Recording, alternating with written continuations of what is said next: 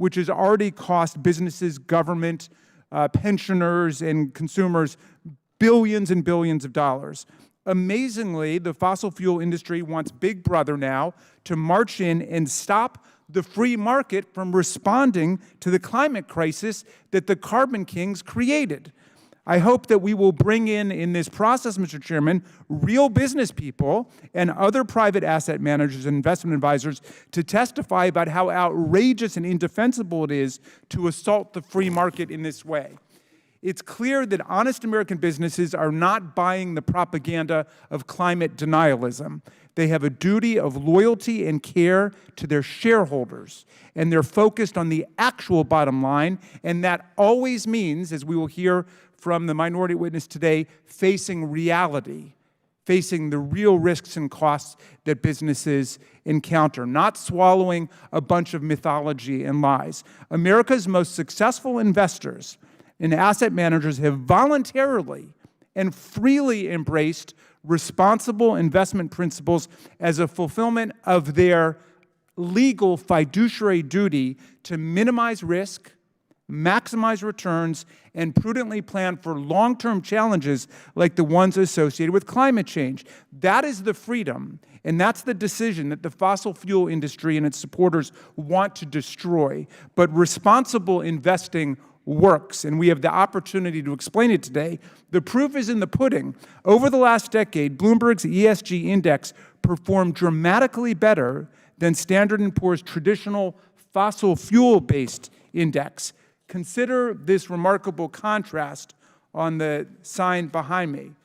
Now, the ESG index is obviously performing a lot better than the general stock index, but I would never say, Mr. Chairman, because of these stunning trend lines, which smart investors will certainly take note of, I would never say that the states or the federal government should force all investors or asset managers to steer all their investments into ESG stocks like wind or solar or conservation or whatever. I would never say that. If there are investors who want to continue to invest in just big gas and big coal and big oil, that is totally their prerogative and right to do so, and I would never interfere with that.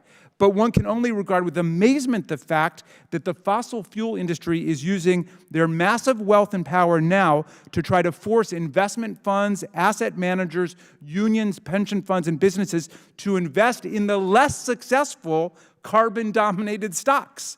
It makes sense to say in the free market that no one should be forced to do the demonstrably right thing with their money, but it is appalling to say that everyone should be forced to do the demonstrably wrong thing with their money. Let's let the free market operate.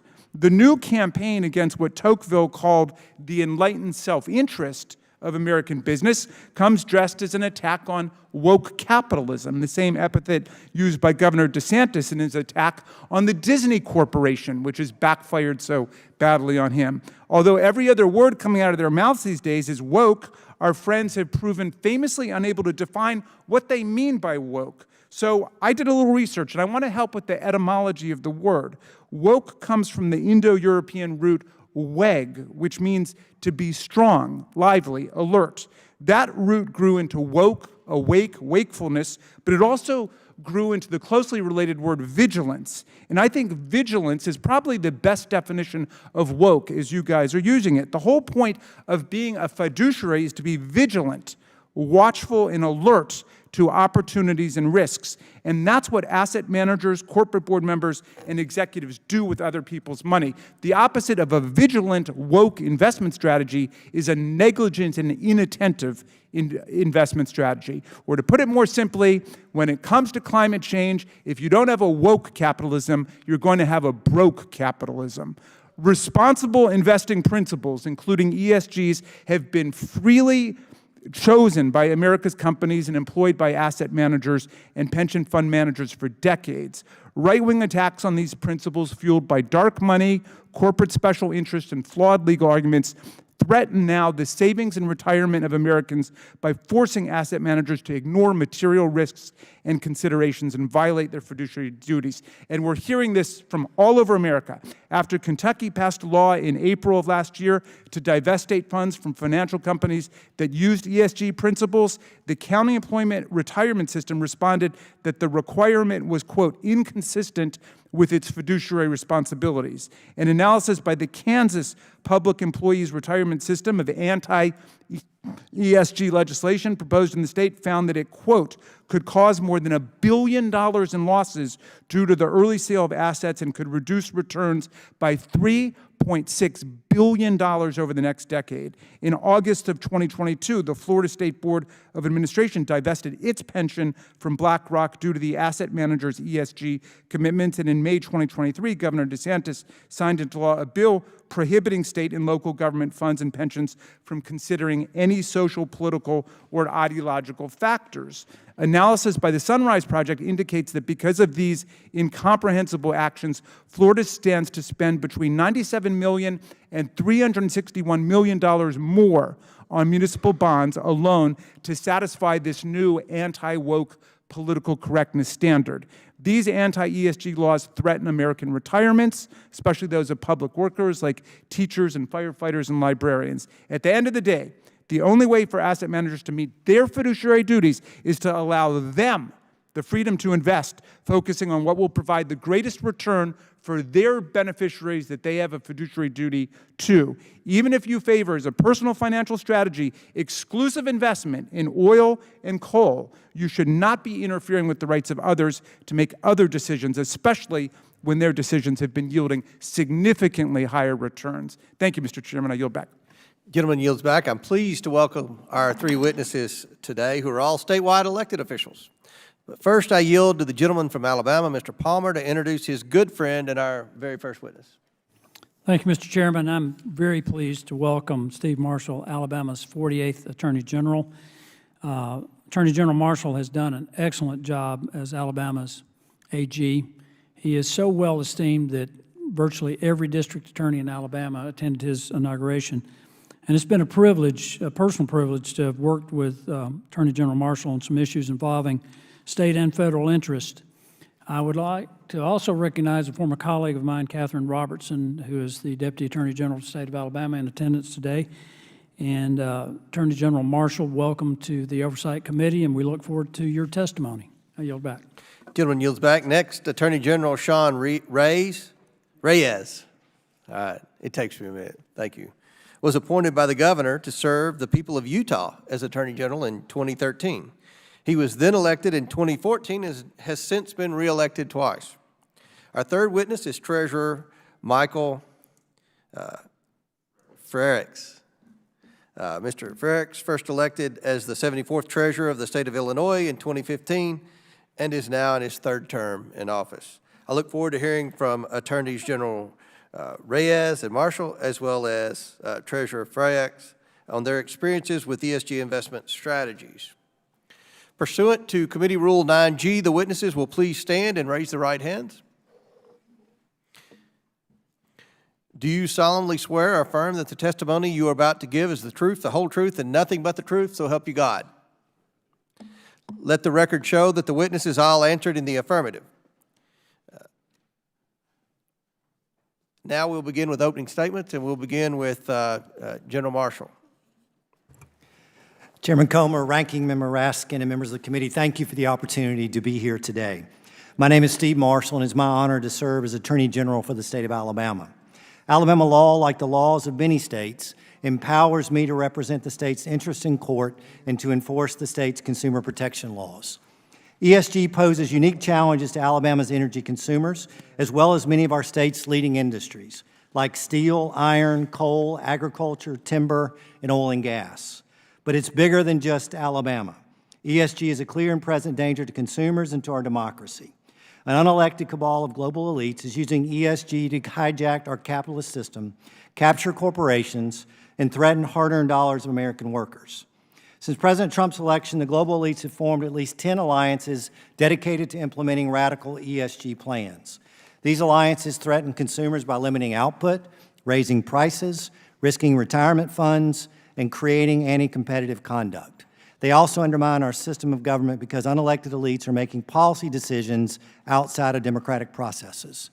Groups like Climate Action 100 and Net Zero Banking Alliance require their members to coordinate on business activity to meet ESG standards not otherwise required by law. This private coordination is designed to accomplish what could not be done through normal democratic processes or the free market. ESG requires companies to forego otherwise profitable economic transactions to achieve woke social policy. These global alliances hurt consumers by breaching fiduciary duties. Those entities entrusted with Americans' money have a fiduciary duty to act in their investors' sole interest by maximizing returns. Yet ESG acolytes have openly pledged allegiance to causes over profits, often failing to give consumers adequate notice or any meaningful say in the decision to virtue signal with their hard-earned dollars. ESG is not good for American workers. The retirement savings of many Americans are invested, advised, or affected by an entity that's participating in a net zero alliance. Woke agendas should not impact how retirement dollars of workers are invested. Americans who are responsibly saved for retirement should be confident that their money is invested in a manner to maximize returns and not further the goals of agenda-driven investment managers. ESG also hurts consumers by increasing energy prices. To accomplish their net zero goals, these alliances must work to phase out fossil fuels. Energy output is then limited, which results in higher prices for consumers. And in states like Alabama, under these policies, consumers would only face higher prices, but also a lack of energy supply altogether. ESG threatens America's energy independence and national security. America achieved energy independence during the Trump administration, but ESG weakens America by constricting foundational economic sectors like energy, such that we now must beg foreign countries for oil. ESG also makes America dependent on products made in China like solar panels and electric battery components. This threatens to give China and other bad actors a competitive advantage and leverage against the United States. These alliances also hurt consumers through anti-competitive conduct. Alliance members appear to be conspiring and combining to restrain trade and commerce by colluding with other members to reduce competition amongst themselves and coordinating restricted investment and action toward specific companies unless ESG policy objectives are implemented. And let's be clear, ESG activity is subject to antitrust laws, as the Biden administration has publicly confirmed. ESG threatens America's democratic system. In this country, important policy decisions are supposed to be made through the process set forth in the Constitution. Congress debates issues and passes legislation, the President signs and enforces legislation, and the judiciary reviews any challenged legislation. The global elites are using ESG alliances to circumvent our system of government by shifting power to unelected elites, both inside and outside the United States, who are not accountable to American voters. Global elites are advancing ESG through unlawful and anti-democratic means, but Republican attorneys general are fighting back to protect consumers from harm caused by woke ESG policy. Republican attorney generals have launched investigations in the Net Zero Banking Alliance, Climate Action 100, and other companies, commented on policy proposals, warned companies to not violate the law, and initiated litigation where warranted. Republican attorneys generals are defending Americans from these global elites and radical ESG activists. We appreciate the attention this committee and members of Congress are giving to ESG. This conversation and debate is one that must be returned to you, our nation's policymakers. Mr. Chairman, thank you for the time of being here today. Thank you, General Reyes. Chairman Comer, Ranking Member Raskin, and members of the committee, thank you for inviting me to testify before you on this important issue of whether environmental, social, and governance, or ESG factors, are distorting our financial system and harming consumers and working-class Americans. ESG involves some of the biggest and most powerful players in the global economy, forcing costly operational changes on American companies in pursuit of the 2015 Paris Agreement goals. These goals have never been adopted as yet by Congress, but contemplate changes to our way of life that are far-reaching and fundamental. It would impact everything from how we grow our food and what we eat to how we power our homes and businesses. These changes involve balancing multiple trade-offs, including financial costs and benefits, how quickly or slowly the government imposes new technologies, and how reliable of a power grid we will have. My view is that we should trust consumers, promote American energy independence or even dominance, and avoid as much regulation as possible. But answering these difficult and critical policy questions is the role of the people's elected representatives in our Republican form of democracy. That would be each of you in Congress and state and local policymakers, not me or unelected bureaucrats, foreign governments, asset managers, proxy companies, or anyone else. But ever since the signing of the Paris Agreement, there's been an open conspiracy to bypass Congress using the power of horizontal agreements by key players in our financial system. Some of these groups are Climate Action 100, the Glasgow Alliance for Net Zero, which include the largest asset managers, banks, and insurance companies globally. These horizontal organizations seek to use their collective market power over tens of trillions in assets to force burdensome changes on American companies. Such changes drive up the cost of goods and they harm shareholders by reducing returns. In sum, ESG is an undemocratic tax on our economy and productivity. ESG also weakens Americans' national security and that of our allies for all the reasons that my colleague outlined. Many renewables require rare earth elements and other supply chain needs that are dominated by China. Thus, adopting these fundamental changes to our energy supply provides China even more leverage over our economy and security. The various problems with ESG present a multifaceted topic beyond the scope of any single hearing. But in addition to the more macro ESG concerns that General Marshall and I have raised, I present three very specific ESG concerns to you today. These are areas the committee can and should investigate further. The first is the role of asset manager agreements on utility companies and whether the Federal Energy Regulatory Commission, or FERC, is doing its job to ensure asset managers who collectively own significant percentages of utility stock are improperly influencing the operations of those utilities. The second is the role of proxy advisory firms in making recommendations for share voting that are based on the goals of pressure groups rather than shareholders' best interests. In one particular case, this includes a proposal for considering race in insurance underwriting, which violates applicable anti-discrimination laws and therefore should not even be on proxy statements. The third is the recent Department of Labor rule allowing ERISA fiduciaries to consider collateral factors in investments in shareholder voting. This is a severe weakening of the fiduciary rule, and I applaud you, the bipartisan action that you took in Congress to repeal this rule under the CRA. It's only because of the President's veto that this rule presently stands, and I'm proud to be leading a coalition of 26 states, along with private parties challenging this rule in court. In conclusion, I'm not here to debate the policy of E, S, or G. There is a time and place for that. And while it may not be today or in this committee, I am convinced it is in this larger body of Congress where such policy should be determined. So if I'm not here to dispute or defend policy, what is my purpose? I'm here to warn you about the process involved in effectuating ESG goals. No matter how much you may agree with the policy being pushed, if you deconstruct the process, it is a flawed and dangerous one and may also be illegal. The process threatens your prerogative as representatives of the people. It gives no consideration to checks and balances or separation of powers. It ignores the rule of law. It undermines our American system of lawmaking, however inefficient and vexing it may be at times. The process focuses all the power centers of the financial sector into one organized syndicate of pressure.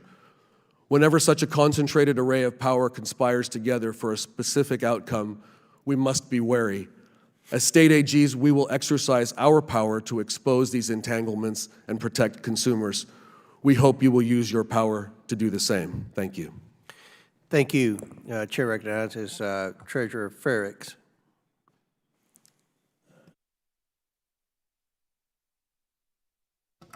Thank you very much. Good morning, Chairman Comer. Good morning, Ranking Member Raskin and members of the committee. My name is Michael Frerichs, and I am the Illinois State Treasurer. I am the state's Chief Investment and Banking Officer, and in that role, my office manages approximately $52 billion. The portfolio includes about $26 billion in state funds, around $17 billion in college savings and retirement funds, and about $9 billion on behalf of local and state governments. I also serve as a trustee of the Illinois State Board of Investment, which manages approximately $28 billion in pension assets on behalf of about 230,000 beneficiaries.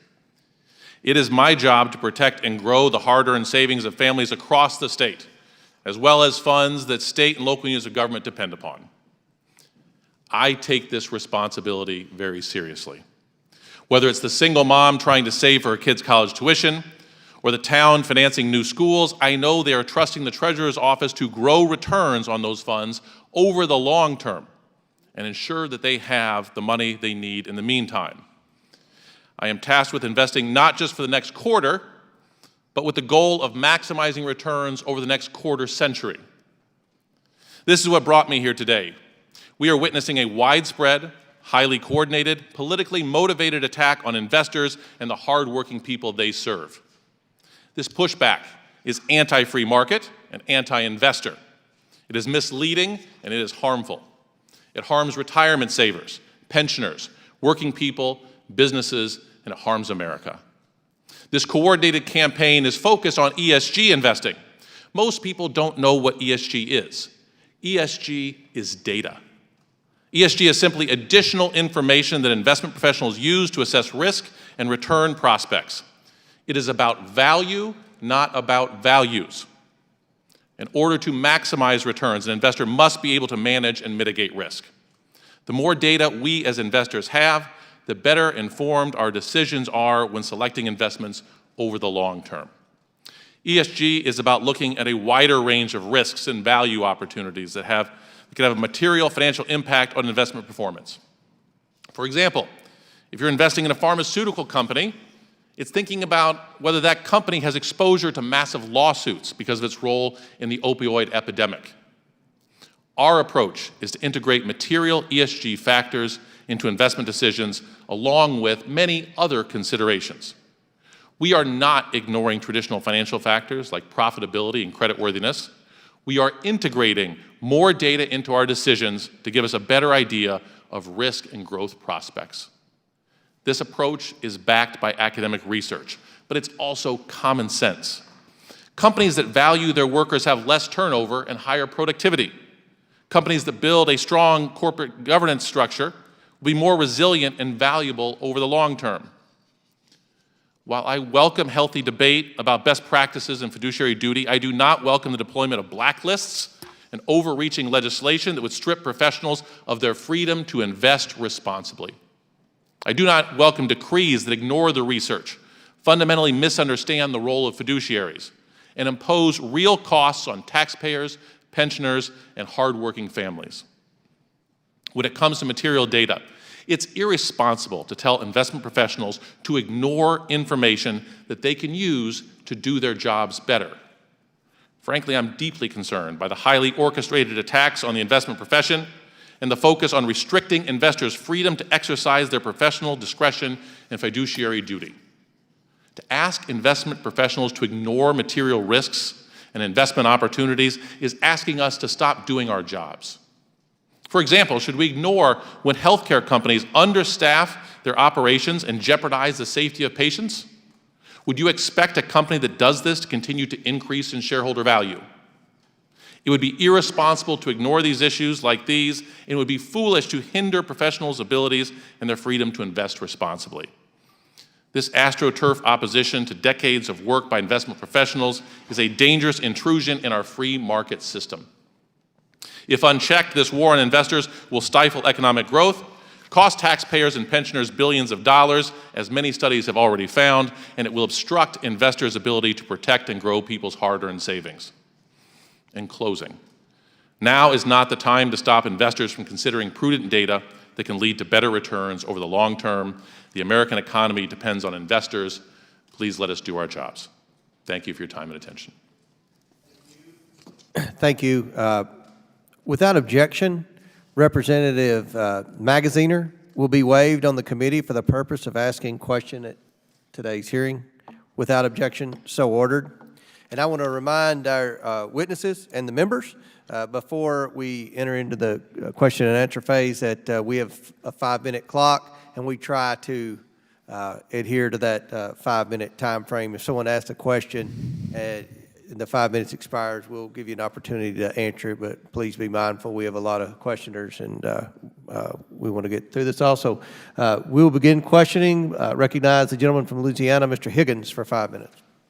Thank you, Mr. Chairman. Part of the focus of our hearing today is based upon a recent letter signed by 21 attorneys general highlighting how organizations, including asset managers and proxy advisors, could be violating state and federal law to channel funds for political objectives in the category of ESG, environmental, social, and government practices.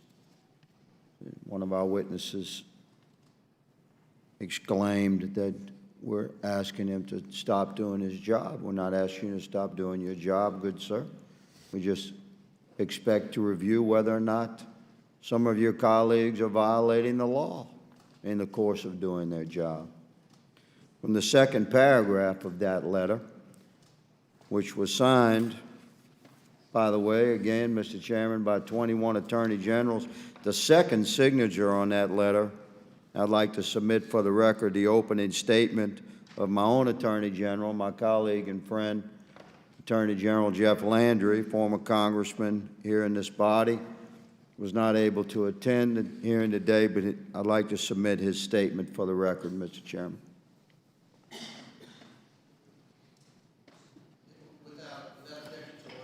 Thank you, Mr. Chairman. From the second paragraph of the letter signed by so many of our attorneys general addressing asset managers, said these companies are some of the largest asset managers in the United States. It's important for the American people watching to grasp this. Collectively controlling trillions of dollars of investments, many individuals and organizations count on these asset managers to provide sound investment products and advice. The top 3 asset managers alone cast about a quarter of the votes for the S&P 500 company shareholder meetings. They are therefore not only bound to follow the general laws discussed, but also have extensive responsibilities under both federal and state laws governing securities. Broadly, those laws require asset managers to act as a fiduciary and in the best interest of clients, exercising due care and loyalty. Simply put, asset managers are not the same as political or social activists and should not allow vast savings entrusted to be commandeered by activists like ESG activist organizations. So, Attorney General Reyes, I'd like to address the question to you, sir, regarding, to clarify for America, what legal requirements must asset managers who act as fiduciaries adhere to when investing on behalf of a client? And how do these requirements impact investment decision makings? And I'm going to ask you to address not only the letter of the law, but the spirit of the law that we're inquiring about today. Thank you for the question, Congressman. I'll try to be brief, and it's very simple. Their duty is a fiduciary duty. Under laws like ERISA, it is the highest of all duties that one can owe to another in a fiduciary relationship. And that fiduciary duty requires them investing assets on behalf of others to maximize shareholder value, to maximize return back to the shareholder. It's as simple as that. That has been the rule, the prime directive, if you will, for generations, and it served our market and it served our nation well. How would you assess, for the committee and for Americans viewing this hearing, how would you assess, Attorney General Reyes, the performance of ESG investment versus traditional investment?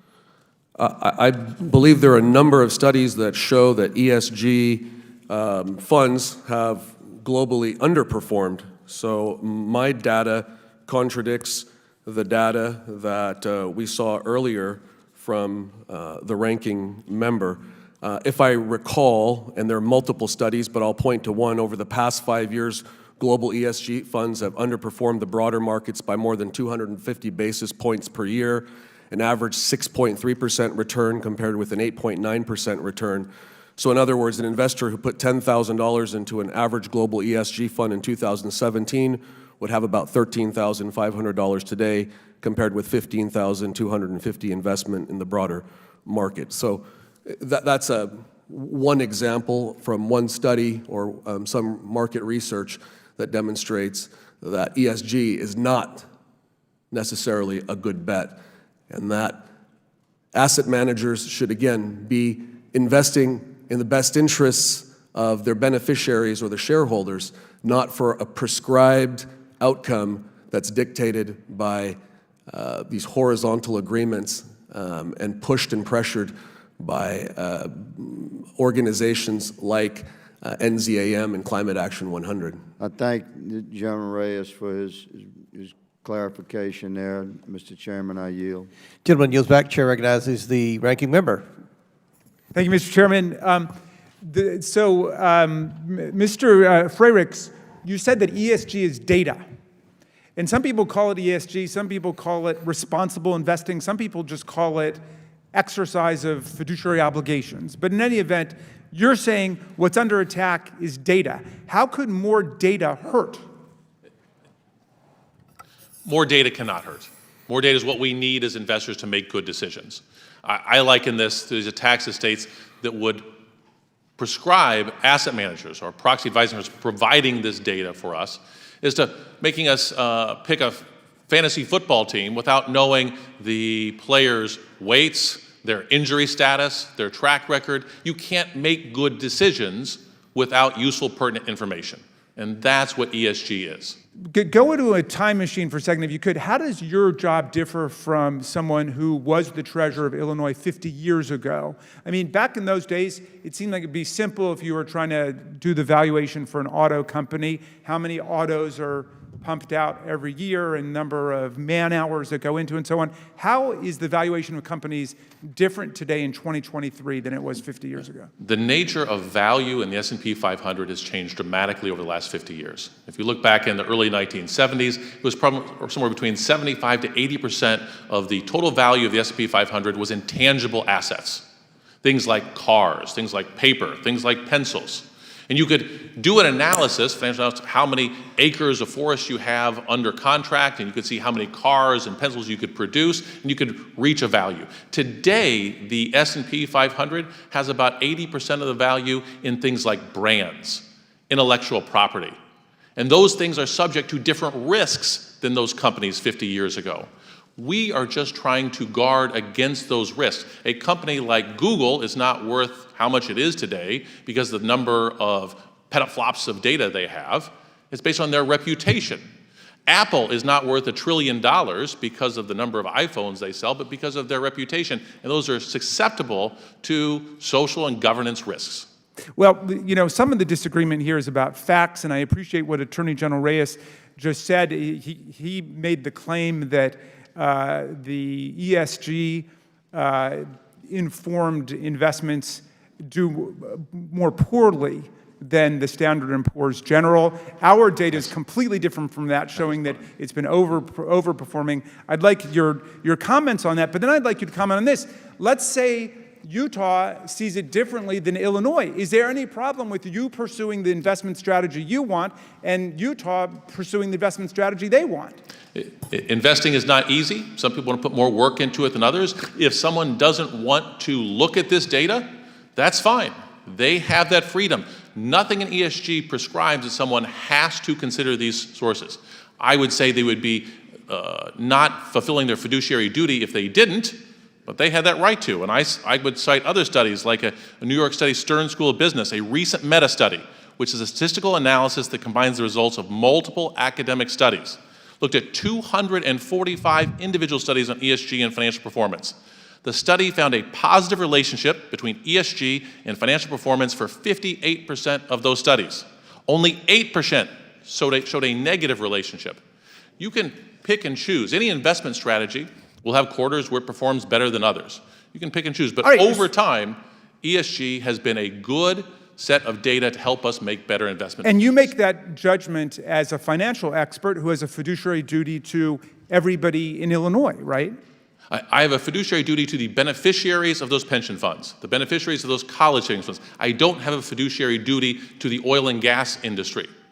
But you've got a fiduciary duty to maximize the returns, and what you're saying is you want more information. Like somebody says, this Purdue company just got 57% in the last quarter. Invest in Purdue. What about saying, well, that's all that you could do at that point. You can't look at whether or not they're trying to get people addicted to drugs because that would be too woke. That was exactly what happened with Purdue Pharma. If you looked at their financial returns, they showed themselves to be a very profitable company. But we wanted to know more because there are risks associated with selling highly addictive drugs. Oh, so that's a real case for you. Real case, reputational risks, regulatory risks, litigation risk. And those litigation risks took a company that was very profitable for a long time and bankrupted it. Okay, this is my final question. Why shouldn't Congress say, well, you know what? We're the House of Representatives. The anti-ESG people, we're in control. We're going to stop states like Illinois from looking at all the data. What's wrong with that? Well, that is what some states are doing, and it is costing those states not insignificant amounts of money. You pointed out some of those. The state of Indiana, their pension system said it's going to cost an additional $6.7 billion to comply with their anti-ESG law. The state of Kansas, it's about $3.6 billion. The state of Kentucky, the Kentucky pension system, said if forced to comply with their state's anti-ESG law, they would not be following their fiduciary. They would rather be broke than woke. I yield back to you, Mr. Chairman. Chair recognizes Mr. Gosar of Arizona for 5 minutes. Attorney General Reyes, you just heard the comment about science. This is about data. Can you dispute that? Thank you. A couple of things I want to comment on. I think my colleague mentioned that more data is all good, right? And that more data cannot hurt. I disagree with that because I think there can be bad data if it distracts or in some cases even distorts the import and the focus of what fiduciaries should be solely laser focused on. If it's not benign data, I'll give you an example. Standard & Poor's issued ESG indicators alongside the creditworthiness for states. In a state like Utah that has a AAA credit rating, the Standard & Poor's would point out in one instance the issue of drought without taking into consideration a whole other host of mitigating factors that Utah has, anti-drought measures. By itself and without the context, Standard & Poor's all of a sudden makes it look like the most important factor is not Utah's creditworthiness over a long history, a AAA credit rating, but one particular factor of drought. And in that instance, it illustrates my point of distortion. My colleague used the fantasy football analogy, and all data is good data, I guess, in kind of a Moneyball sense. Again, I would take issue with that. And to use football as an example, if all of a sudden we started crowning the Super Bowl champion, not by who scored the most points in the game, but by who had the most green arena or who had the most environmentally friendly equipment, I think that data would be destructive. I think that's something that is not necessarily the indicator that we're looking for. And in this instance, again, I want to point out that we're contesting the process, and you can have all the data in the world, but when that data is driven to one particular outcome, and it's predetermined outcome, and then there is a cabal of players who are all pushing towards that one outcome, then the data is just window dressing to achieve that particular outcome. It's manipulated. Would you give me that? Yeah, I want to quote from NZAM, which is has 59 trillion AUM, assets under management, and this commitment is that it's consistent. It's ambition for all assets under management to achieve net zero emissions by 2050 or sooner. That's all of their assets, and it says this. The transition to net zero will be the biggest transformation in economic history. Our industry's ability to drive the transition to net zero is extremely powerful. Without our industry on board, the goals set out in the Paris Agreement will be difficult to meet. Again, and I could read chapter and verse of many other public statements like this. This just demonstrates the concerted effort by all of these organizations to push a particular outcome, regardless of what the data may or may not demonstrate. I'm going to cite a quote. BlackRock's former CIO for sustainable investment even said in an article for Medium in 2021 that ESG investing, quote, provided for the opportunity for a bump in what were otherwise plummeting fees as competition had grown in recent years. So maybe if we looked at this, maybe if we went back to the Fisher investment. Fisher investment says when our clients do better, we do better, instead of having these commissions on here. Do you think that's an opportunity to get things right? I definitely think that's an opportunity, Congressman, and let me also mention something that was said. Just because it's not mandated, I think that was a reference, this data, you're not forced to look at it. Just because it's not mandated does not make it any more legal. If it's allowed, again, it's data that distracts from a fiduciary's sole responsibility to maximize shareholder value. I got one more thing. You brought up FERC in regards to energy. So are you aware that we were dangerously close to having a nationwide blackout earlier this year? And what did that play in that investment portfolio in regards to where we get our energy, intermittent versus baseload energy? That's what several FERC commissioners testified to just last week in a Senate hearing, Congressman, that efforts to transition to cleaner energy is happening so fast, too fast, that it would have catastrophic effects on reliability and security of our electric grid. We're actually outpushing our science. And you have to have dependable science that is peer-reviewed and is repeatable. So thank you very much. I yield back. Gentleman yields back. Chair recognizes Ms. Ocasio-Cortez from New York for 5 minutes. Thank you. Thank you very much, Mr. Chair. Mr. Frerichs, if you had to describe your job to a layperson, how would you describe it in 1 or 2 sentences? I'm the Chief Investment Officer. My job is to maximize returns for the state of Illinois and our beneficiaries. And your beneficiaries are the citizens and folks who reside in the state of Illinois, correct? To the citizens of the state, they're the participants in college savings plans and retirement savings plans and retiree pensioners. So everyday people saving for college, saving for retirement, and who really just want to make sure they can put their dollar in a long-term investment that is stable, correct? Most of these people put their money in and they expect not to look at the next quarter, but we look at the next quarter century. And that's a distinction between what we see sometimes on Wall Street or in other types of short-term investment, where you really just want to look at what's going to make you money by the end of the year or in the end of a quarter, correct?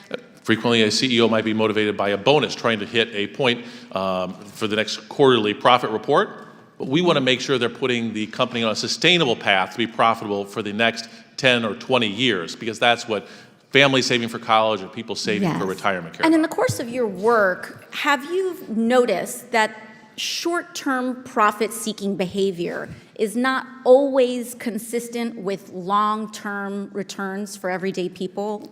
Correctly. The example we used with Purdue Pharma, when they sold highly addictive drugs to Americans, they made money hand over fist. It's a great business model to sell an addictive drug to someone. Mm-hmm. But until when those people start dying off, their relatives engage in class action lawsuits that sank that company. Or you can have a railroad company that determined we can make more money by cutting staff by 30%. We can add more cars to the rail to make more money. Mm-hmm. And we don't spend time moving the cars around to distribute load. And then when that railroad has a derailment in Ohio, it costs that company real dollars, because it costs investors, shareholders, and beneficiaries. Yeah, and it's interesting that you bring that up, Mr. Frerichs, because I think what we're seeing here is that the other side of the aisle is making the argument here that we should just look at the balance sheets, the short-term returns, and the short-term investments in order to make long-term financial decisions. But the irony of that is that this committee right now and in the past has been charged with investigating companies that have abused the public by deliberately leaving critical information off those balance sheets. You've seen that in your work, haven't you, Mr. Frerichs? We've all seen this. I heard it talk about bad data. There was bad data, those false data that sunk Enron. This had nothing to do with ESG. You can look and find bad data anywhere. It's the job of an investor to sort through that data and to look through multiple lenses. Right. We just lived through this with SBF and FTX. We just saw this 2 years ago. We went through a multi-installment investigation of DuPont's poisoning with respect to PFAS in water. Veterans communities that live around military bases, airports, et cetera, dealing with reproductive cancers, testicular cancers, from some information that was withheld from those balance sheets. Norfolk Southern and the train derailment in East Palestine, those communities are struggling to access information that this company is hiding because it is not necessary to put on their balance sheets. Right now, we are investigating Abbott for baby formula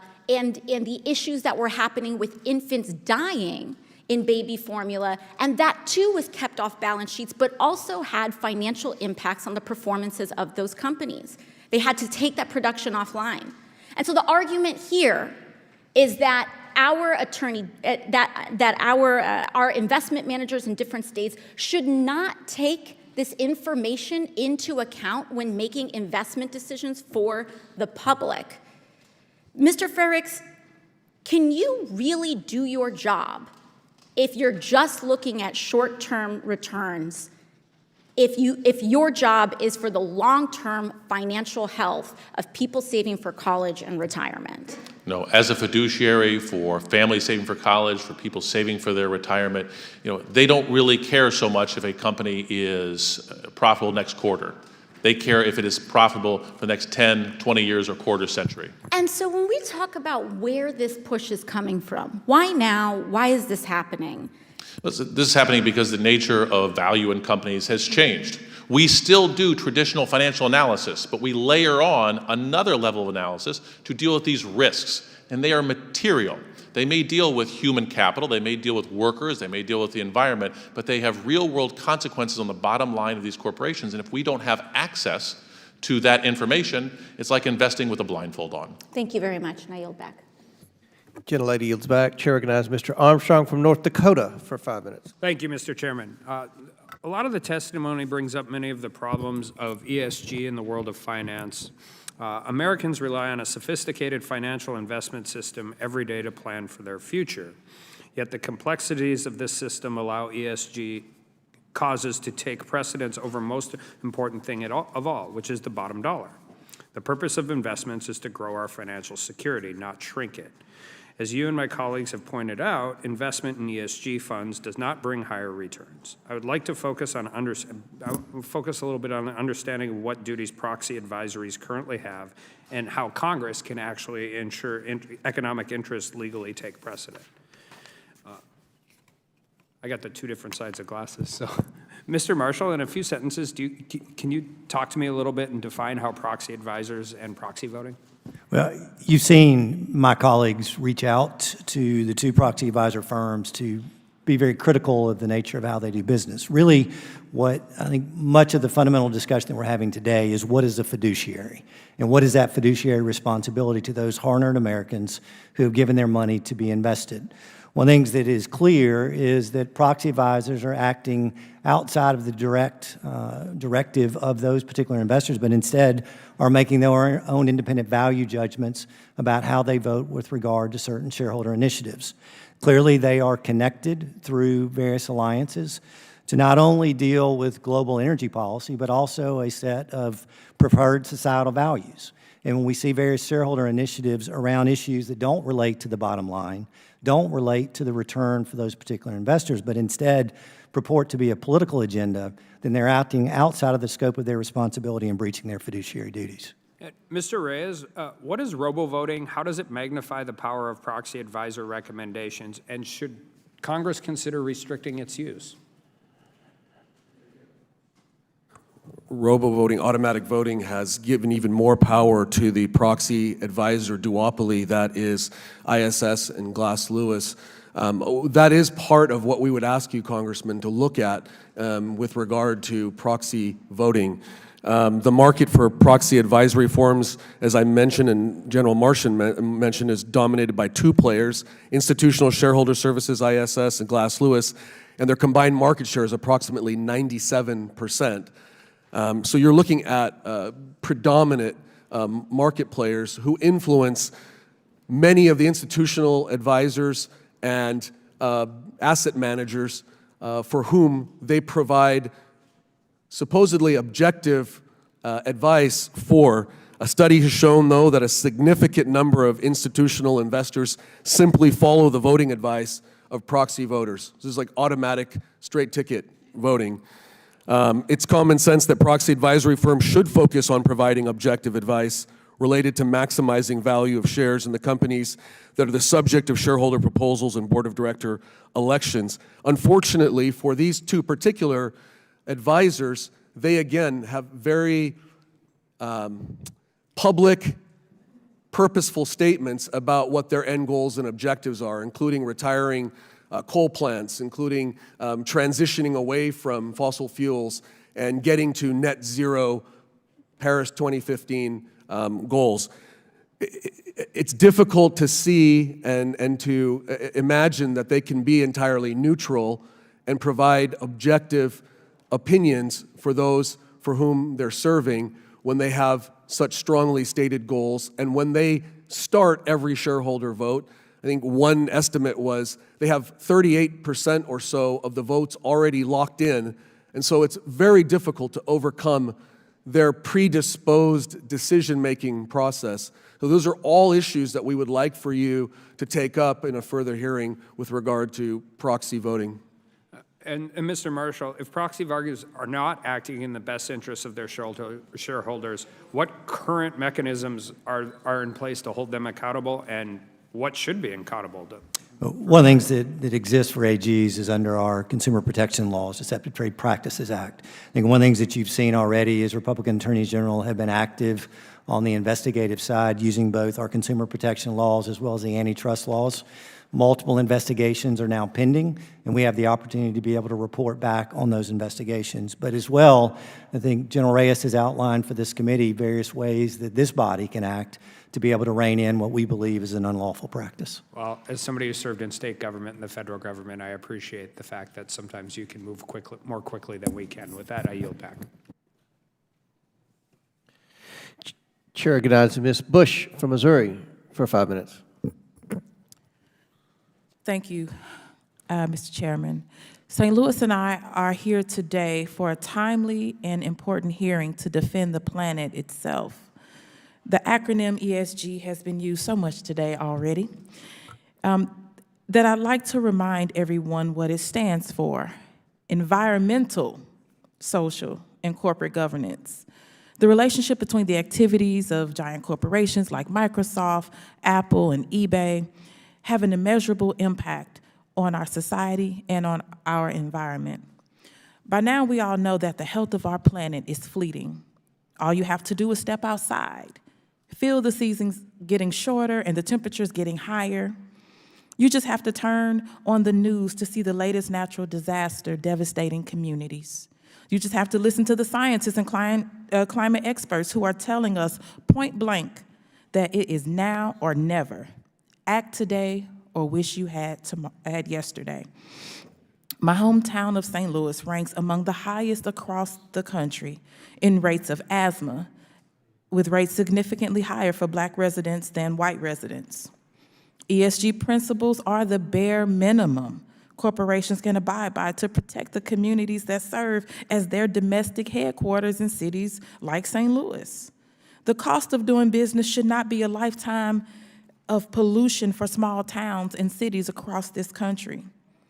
Mr. Frerichs, do Republican attacks on responsible investing practices actually increase the waste and mismanagement of taxpayer dollars? Yes or no? Well, and if so, how? I think attacks that limit our ability to consider all factors, to have access to data, costs us, and this has been documented in other states. No, I think there's a misunderstanding of what proxy advising firms do. The secret right there is in the word advisory. They don't make these votes, the fiduciaries make these votes. And if a fiduciary decides to just turn it all over to someone else, that's their choice, but a good fiduciary will rely on their advice and other sources of information. You know, we're part of several coalitions we get information from. The example I like to use is we're trying to get a good, clear picture of these corporations and their profitability over the long term. Now, you notice I wear glasses. I didn't always wear glasses, but the nature of my eyes changed over the last 30 years, and I had to take steps to see better. And when I went to go see an optometrist, they gave me a choice of 2 different lenses and said, which helps you see better? ESGs are different lenses to see. I say, okay, well, first lens helped me see better. They'll show me two different ones. And eventually, after looking through several different lenses, we'll get a much clearer picture. That's what ESG data does. It helps us to have a better picture about the long-term profitability of these companies. Thank you for that. I asked unanimous consent to submit into the record a study by Wharton Business School professor Daniel Garrett and the Federal Reserve economist Ivan Ivanov on the cost of the 2021 Texas law to limit responsible investing. Without objection to ordered. Thank you. Mr. Frerichs, could you briefly summarize the findings of this analysis for us? Yeah, back in 2021, the state of Texas passed legislation limiting the number of firms they could use for debt issuance. And because they limited some of the largest debt issuers, there was less competition. I find this difficult that I'm the one defending the free market and the ability to have competition and access to data and for shareholders to have rights. Because I think I heard earlier someone mention that asset owners who own utility stocks are telling them what to do, as if that's a bad thing. They are owners of these companies. What they found is by limiting competition, it was costing the taxpayers of the state of Texas an additional $300 to $500 million a year. Thank you for lending your expertise. Strong labor unions like SEIU and AFL-CIO have fought long and hard to ensure large corporations and bad actors are being held responsible for harming workers. Workers should be able to determine if their state pension funds are being invested responsibly, and ESG principles are an important first step. Now, unions are on the front lines of the fight to hold corporations accountable for their continued pollution of our communities, whether fighting for paid sick leave, livable wages, workplace safety standards, and now ESG principles. We must support strong government regulations and oversight into all activities of large corporations. The federal government has an obligation to provide resources and solutions to the climate crisis at every opportunity. Congress must ensure that with each piece of legislation we put forward that there is some component to it that addresses the climate crisis. Thank you, and I yield back. Chair recognizes Mr. Groffman from Wisconsin for 5 minutes. Sure. Mr. Marshall, can you give some examples of decisions that a business would be kind of muscled into doing because of strong ESG sort of policies being implemented by, say, major pension funds? Let me just speak to specific examples in Alabama that we have concerns about. The agriculture industry is obviously very important to us. One of the things being targeted, for example, is the farmers' use of certain types of fertilizer, how it is that they use their land itself, and the products they use to be able to produce what food goes on to the tables of families across our country. So imagine that a farmer is dealing with a member of the Net Zero Insurance Alliance who comes to that farmer and says, as part of our underwriting, we think that you need to be able to change the fertilizer that you're using. We need to be able to change your land management, or else we're not going to insure you, or we're going to make it cost prohibitive. Could you see a situation in which, say, a bank is kind of muscled into giving out more loans to people who haven't saved money, for example? Congressman, I think we could not only see that, but we could also see the opposite, right? That we know that the Net Zero Banking Alliance group boycotts certain industries as well as limits funding of certain projects, so that not only could we see a bank coerced to lend in ways they wouldn't previously, but also see the exact opposite, and that is to keep capital from other industries that are suddenly disfavored. Okay. And that could be both individuals who perhaps have saved a lot of money. Maybe we don't want to give them as loans as much. We know recently we've had situations on a nationwide level in which we try to penalize people who have down payments for things. Will this perhaps affect who people hire? Like right now, there's certain disfavored groups in our society. People don't like men. People don't like, people European background, that sort of thing. Could this be something where you're encouraging businesses not to hire or promote people or have on their board of directors people from unfavored groups by people who view people as a group and not as an individual? And also the concern about hostile workplace environments. So there's a great push by ESG proponents to have corporations take policy decisions about societal issues that are occurring today. And to the extent that you're an employee of a certain company that believe very differently than the public position that that corporation has taken as a result of being bullied by ESG proponents, then that concern would be whether or not that employee faces potential Could you harm. give me an example? Sure. Let's assume that a company's taken a position on the issue of abortion and said that they believe that abortion should be lawful, and yet there's fundamentally employees at that company that believe the exact opposite.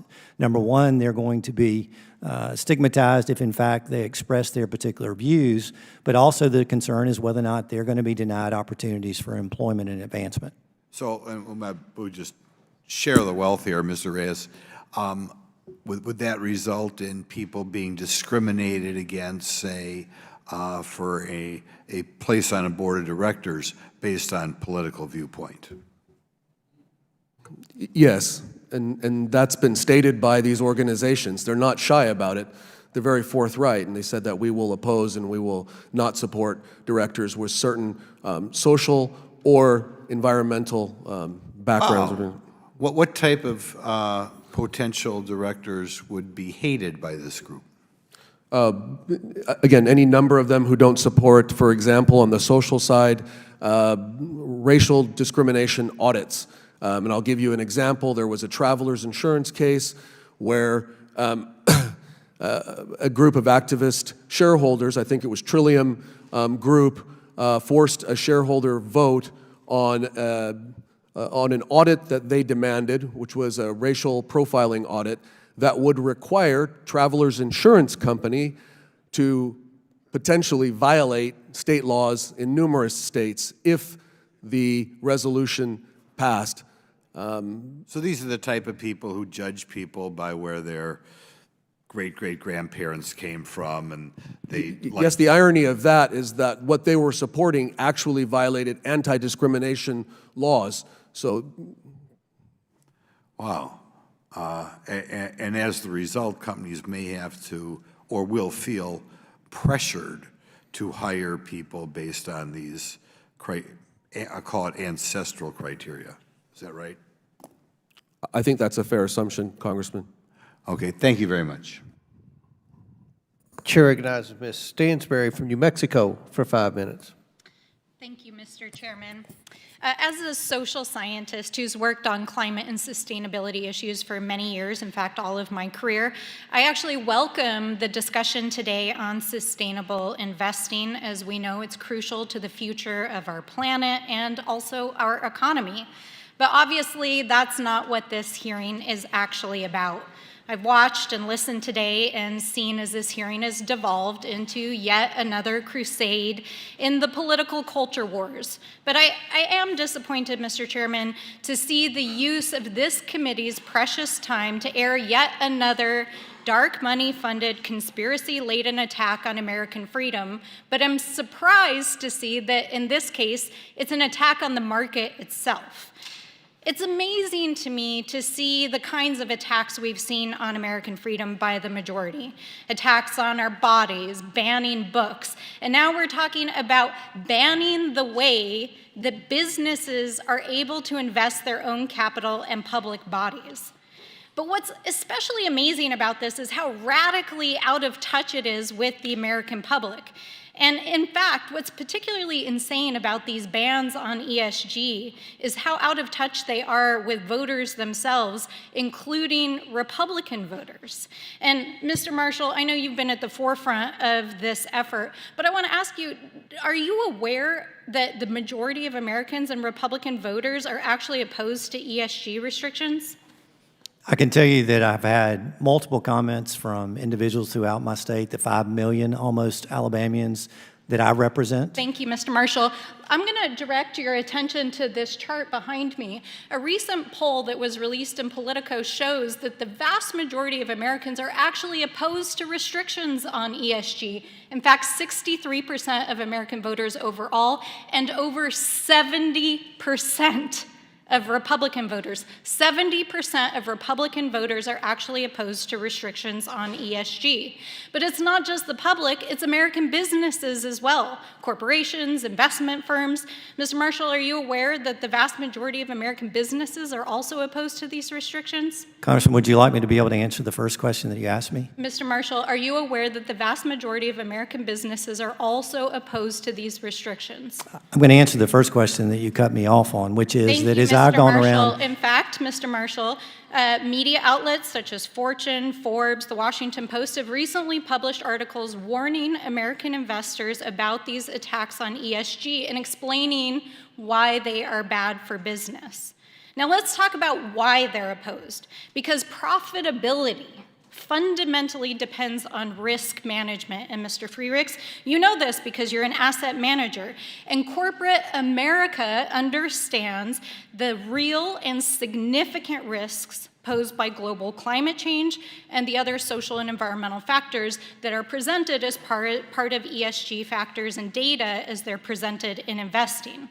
So my question is, why on earth is the GOP waging a war on ESG, especially when it's so completely unpopular with American corporations, the market, investors, American voters? In fact, 19 states have actually moved under extreme governors and state officials to try to ban ESG investing. We're talking about legislation, executive orders, and the very lawsuit that we're here discussing today. So my question is, why is this happening? And I think, Mr. Freericks, as you've indicated, I think in your testimony, we have to follow the money. And the reality is that this is a well-coordinated and political attack. Is that not true, Mr. Freericks? It would seem that the fossil fuel industry is leading a charge here. We had talks about how banks are muscling companies. We have seen that. We have seen banks being muscled. Legislation in Texas is muscling banks to invest in the fossil fuel industry. Banks like to be diversified, and if they decided that they wanted to invest in renewable resources, like biofuels from Iowa, or wind turbine blades from Ohio, or solar panels being installed in Arizona, they would be punished for that. That's the real shame here. Right. So ESG has become another boogeyman in the culture wars. This is not about fiscal responsibility. You know, it's evident we're sitting here in the very week that we're debating a potential default on the American debt ceiling. And yet the GOP is claiming that this is about fiscal responsibility and fiduciary responsibility to shareholders and the public. That is not what this is about. It is a well-funded, dark money-funded culture war attack, not only on the American economy, but on the American people. And with that, I yield back. Yields back her time. The gentlewoman from Colorado is recognized for 5 minutes. Thank you, Mr. Chairman, and thank you to our panelists for being here today. As we have heard today, there are numerous concerns related to so-called environmental, social, and governance policies being indoctrinated into accounts by woke asset managers. Today's hearing will help us better understand what Congress can do to ensure that activist stakeholders will not encourage woke corporate activism, as we have seen recently with Anheuser-Busch, Disney, and even Nike. Because as we all know around here, when you go woke, you go broke. So Attorney General Reyes, for background, could you elaborate on how asset managers can violate their duties by signing ESG pledges? Sure, there are a number of ways. There are federal laws that could be implicated. There are state laws, including state consumer protection laws, state securities laws. There are common law contractual agreements that fiduciaries can violate. All of those different laws come into play. And one of the reasons why we've filed a lawsuit against the current administration's Department of Labor rule, weakening the fiduciary role and the duty and the responsibility of fiduciaries, is because we think it, among other things, violates major questions doctrines, violates the APA, the Administrative Procedures Act. So all of those different ways are legal reasons why we're concerned, Congresswoman. When you hold yourselves out as being objective and you represent to your customers and your shareholders that you are being objective, then you must live up to that and not have a predisposed, predetermined end goal in mind. And I'll make one comment. My colleague and my friend, the good treasurer, mentioned proxy advisors don't vote the shares. He's right. But in many ways, they're de facto voters because many of those fiduciaries have so many thousands of different investments that they rely almost solely on the proxy advisors. And when the fiduciaries are part of the same horizontal agreements as the proxy advisors, they're all part of one and the same scheme, there really is no free market in that. And they keep talking about free market, and that's why we're here, because there's nothing free about the coercive nature of these arrangements. And Mr. Ray, as you stated in your testimony, horizontal organizations are made up of asset managers, banks, and insurance companies. Now, I'm aware several state attorneys generals are investigating several of the net zero banking alliance groups, including JP Morgan Chase. What have those investigations found to date? Not ready to disclose all of our findings yet, but I will say comfortably enough that we are continuing our investigations, and we hope that you would... So, Mr. Reyes, considering the Silicon Valley Bank has collapsed and JP Morgan Chase bought the bank, has there been any indication that there's been any involvement in ESG policies that there's been while reestablishing the bank? There may be, but I'm not willing to comment on that based on our investigations. Thank you so much. Attorney General Marshall, as the Department of Labor under the Biden administration has considered requiring fiduciaries to consider ESG in employee retirement savings decisions, several 401ks and thrift savings plans allow managers to use their voting rights on behalf of these retirement accounts. A prime example of this is BlackRock, a primarily left-wing activist fund that uses its status as the fiduciary for several investment funds to coerce companies into introducing these ESG politics into their retirement account savings. How can Congress help ensure that these companies are not introducing ESG policies into their investment funds and instead are maximizing returns for future seniors that will need to live off of this money in these accounts? You know, Congressman, one thing that we heard earlier from one of your colleagues is how partisan this issue is. This body has demonstrated through the Senate by attempting to overturn the new safe harbor rule under ERISA and saying that it was an improper way to consider the investments for 152 million Americans in their retirement accounts. This body can clarify clearly under ERISA the role of a fiduciary, what that means for the investment return of the individuals who have invested their accounts, and make it clear that objective criteria, not subjective ESG criteria, are used for making those decisions. Thank you very much for that suggested solution. And Mr. Chairman, I yield.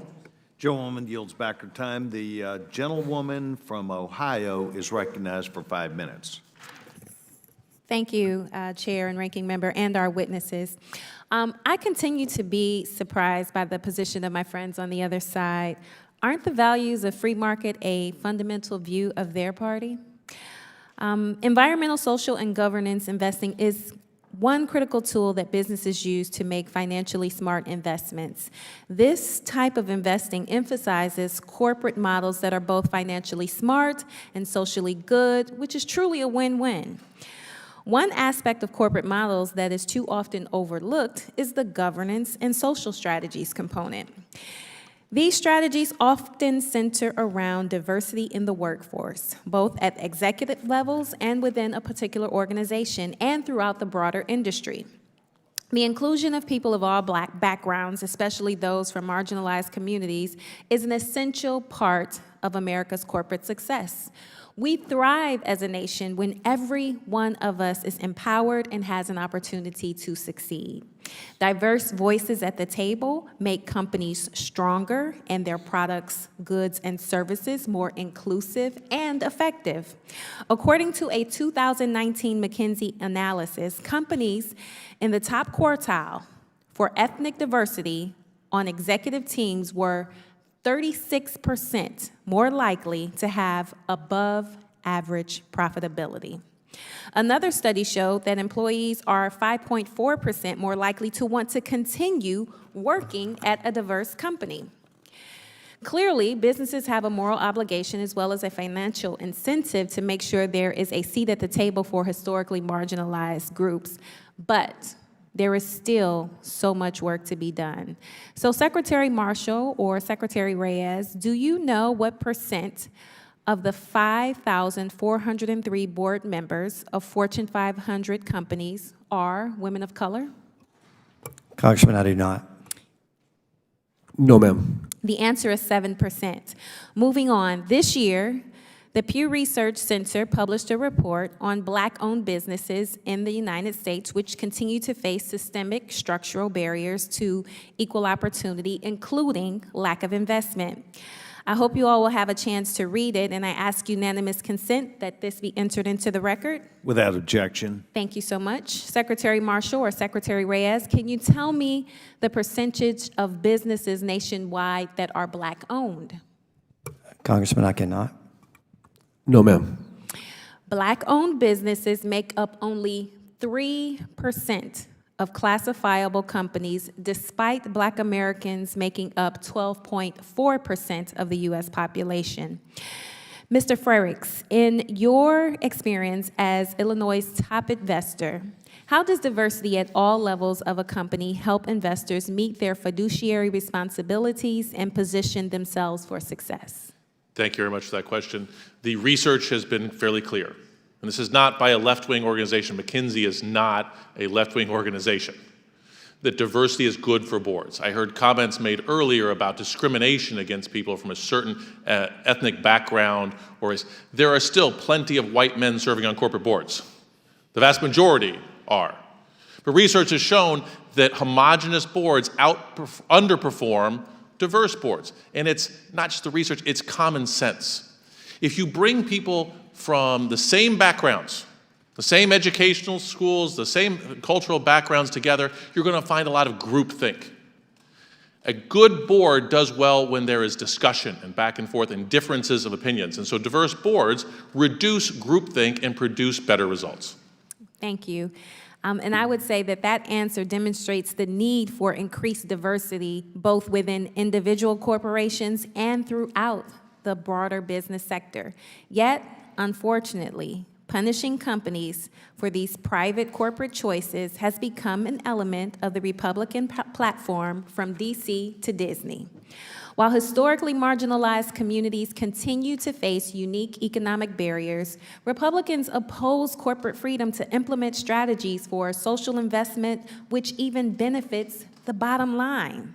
In fact, the Republican platform appears to center around taking away choice, the choice to promote diversity, equity, and inclusion, the choice of a woman to have control over her own body, and the choice to read a book and live without the fear of gun violence. I urge my friends on the other side of the aisle to reconsider these misguided priorities. And with that, Mr. Chairman, I yield back. Gentlewoman yields back her time. The distinguished gentleman from South Carolina is recognized for 5 minutes. Thank you, Mr. Chairman. Thank you for having this hearing today. Thank you to our witnesses for your time. Under federal and state law, asset managers owe fiduciary duties to their clients. What does that mean? Well, it essentially means that they put their clients' interests first. This is a concept that is old as time. It's become increasingly clear, however, that asset managers may have violated that fiduciary duty, based on your findings, to their clients through signing radical ESG pledges. Attorney General Reyes and Attorney General Marshall, you and several other attorneys general, including Alan Wilson from South Carolina, penned a letter to 53 asset managers.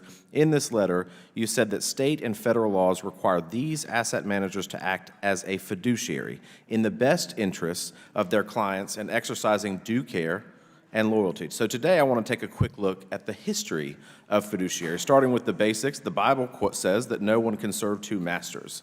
The Romans defined a fiduciary as a person holding the character of a trustee or character analogous of a trustee in respect to the trust and confidence involved in it and the scrupulous good faith and candor which it requires. The case of Keach versus Sanford, a 1727 English trust law, holds that a trustee owes a strict duty of loyalty and care so that there can never be any possibility of a conflict of interest under ERISA. A person who provides investment advice has that same fiduciary obligation to provide the advice in the sole interest of the plan participants. It's clear that the history of fiduciary is not a new concept. So why are these asset managers now struggling with that duty? When someone invests their money, they have the intention that this money will grow and that they will get a return on that investment. However, these asset managers are throwing money in support of ESG initiatives that are contrary to those who have those holdings. Attorney General Reyes and Attorney General Marshall, will asset managers be forced to choose between their legal duties to achieve financial returns and ESG policy goals, and can you outline that? I think clearly there is a conflict. And one of the things that I would identify previously is the role of pension funds in states. And we've had two of our attorneys general, both in the states of Kentucky and Louisiana, in examining the question of fiduciary duty, have concluded the consideration of ESG factors would in fact violate state law. The laws in Kentucky and Louisiana are very similar to the laws throughout our country, very similar to the way that this body has defined fiduciary under ERISA, and has identified that as the sole interest duty of loyalty. Very specifically, the Michigan Supreme Court many years ago said that a business corporation is organized and carried out primarily for the profit of stockholders.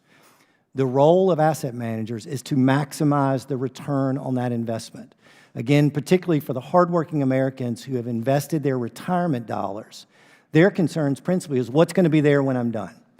It's not necessarily on some of the factors that are subjective within ESG, but instead to those objective factors that qualify to determine what investment should be recognized. Interestingly, my colleague from Illinois referenced glasses and an optometrist that had given him the glass prescription. An optometrist uses devices to objectively determine what your vision is, to be able to make sure that you have the right glasses, that you're not using the wrong ones. ESG criteria, very differently, are not objective, they're subjective. And one of the reasons why we know that is the rating agencies themselves can't agree on what the factors should be, and they also score individuals quite differently depending on their subjective view of those companies. One thing that's also clear is that certain subjective ESG factors are in conflict. For example, let's take solar powers. That if you have a company you want to be able to score well because they have converted to solar energy, we also have to recognize that that solar energy is coming from materials and manufactured in China where forced labor practices are not acceptable. Which one do you favor more? Attorney General and Attorney General Reyes, I want you to answer this one if you can for me, because I'm crunched for time. But are asset managers required to tell their clients when they enter in these ESG-related pledges? I mean, doesn't that seem to be kind of a problem? Because my understanding is that they do not have to disclose that. I'm sorry, could you repeat? I know your time's up, but I didn't. Are asset managers required to tell their clients when they enter into these ESG-related pledges? Not currently, and that would be something that the Trump rules that the Department of Labor rule just changed previously required. If it was a tie and it's an intricate answer, but yes, there had to be transparency and disclosure and an explanation. Those rules have now gone away because of the current administration's hostility again towards that. So. It would be advisable, but there's not a requirement per se. You could read into their fiduciary duty, and I think implicitly there ought to be, but right now there's no statutory duty. Thank you both. Thank you, Mr. Chairman. With that, I yield back. Gentleman yields back. Chair recognizes Ms. Porter from California for 5 minutes. Thank you very much. Attorney General Marshall, we have different political views, but I'm going to predict that we might be able to agree on something right at the outset. I think the United States should have the strongest possible capitalist economy that it can. Do you agree? I do. All right. And Capitalism is a lot like democracy. You get choices. And just like a democracy lets you choose between different candidates who may have very different political views, capitalism is supposed to let you choose between more than one product, service, or investment that meets your needs. Do you agree that choice is a fundamental premise of capitalism? I do not disagree. All right, do not disagree. I'm going to take that as agree. I All will, right. I will say it again. I agree with you. Thank you. Mr. Marshall, when you buy a car, what criteria do you look at to make your final decision? What's important to you? The quality of the vehicle and the cost. Okay, the car that's best for you may not be the car that's best for me. I drive a minivan, and you maybe wouldn't be caught dead in one. For all I know, maybe you're a Tesla guy. In a I drive a pickup, Congressman, let me make Well, that I was clear. going to get to that. You might. I have a lot of constituents who buy low-emission vehicles. You may have a lot of constituents who buy trucks to use for towing or hauling. The thought process behind shopping for a car is not so different from the thought process that goes into investing in a company. You gather information to see if you're getting what you want as a consumer, or in this case, an investor. Mr. Marshall, what kind of information would an environmentally conscious investor be looking for? Let's assume that these investors exist. What would they be looking for to make an investment that meets their needs? I couldn't answer that question for you. I don't know exactly how you define what it is you're talking about. Okay, so I think they're going to be looking for information about what the company's policies are to mitigate climate change risk, how they're addressing fluctuating energy costs that might be related to changes in market prices and availability of fossil fuels. They might be looking at how water shortages caused by drought might affect their business model, how supply chain interruptions caused by climate migration. There's any kinds of things they could be looking for. The point here is that a lot of investors want to know more than just dollar and cent disclosures when they're making the decision to invest or buy. Maybe you don't. Maybe all you want to look at is the dollars and cents. But environmental, social, and governance disclosures give those investors the option to take that information into account. And it's not just progressives. Plenty of conservatives have dumped their stock in Disney or stopped buying Bud Light because they think that they are too woke. Mr. Marshall, if a company became less woke based on market pressures, would you take legal action against them as AG? You have to give me a little more information to know whether or not we could. If Disney changed its policy on LGBTQ plus Americans, would you sue them? If they changed their policy to fail to protect LGBTQ Americans, would you sue them? I think the analysis for us would not necessarily be whether or not that individual company changed its policy. The question is whether or not they were compelled to do so for otherwise unlawful reasons. It's one of the reasons why you see currently that there are active antitrust investigations involving multiple players on the ESG front, including Climate Action 100 and the Net Zero Banking Alliance. Can I finish, please? Yep. Very quickly.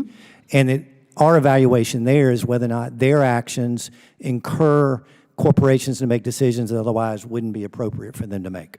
Okay, so let's break this down. It's very important to be clear with the American people. The Labor Department's rule does not impose a mandate. It permits fiduciaries to consider ESG standards if they believe those considerations are prudent in their decision-making and what the information is they want to provide investors. There's no mandate under the Department of Labor.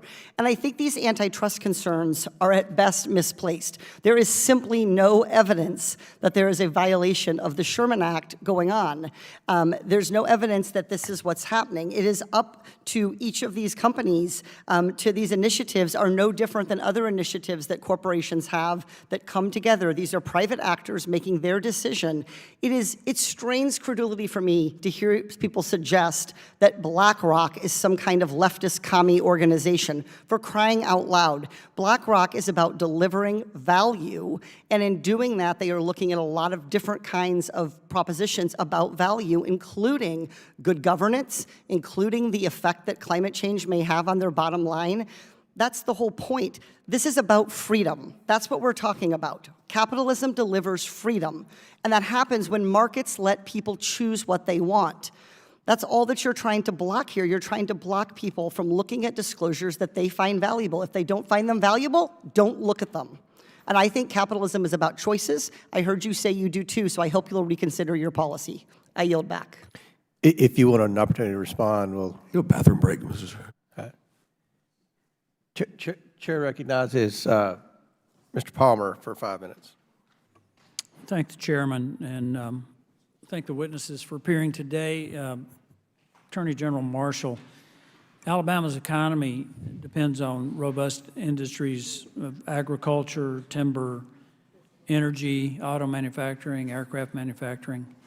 How would the ESG initiatives potentially harm the state economy and impact consumers, not only in Alabama, but nationwide? I think first and foremost, Congressman, is on energy prices. If you look particularly what's driven inflation and what's hit Americans in the pocketbook, including Alabamians, it's been an increased cost of energy. Part of that attributable to decreased investment in what is currently producing the energy in our country itself.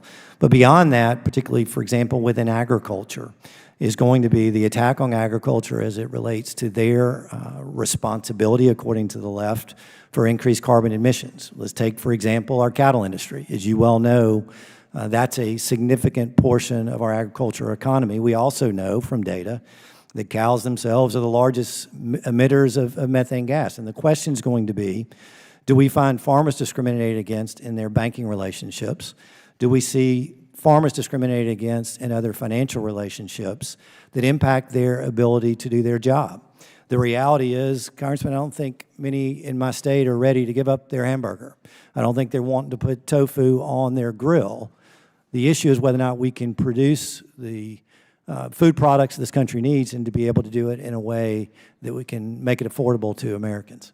I don't think I'm willing to give up my pickup, or many of my friends who drive pickup trucks are willing to do that either. I want to point out something here.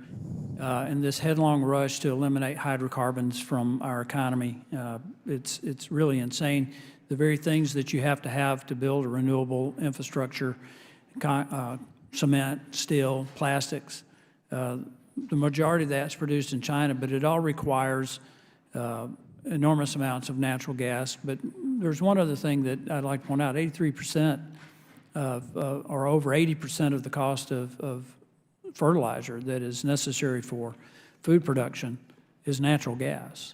And if we eliminated natural gas from that process, it would cut world food production in half.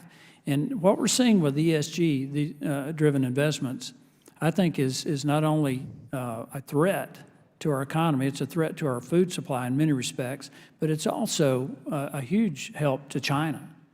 I made this point this morning in a speech that I gave, that this headlong rush to renewables that Europe engaged in created the energy crisis, not the war in Ukraine.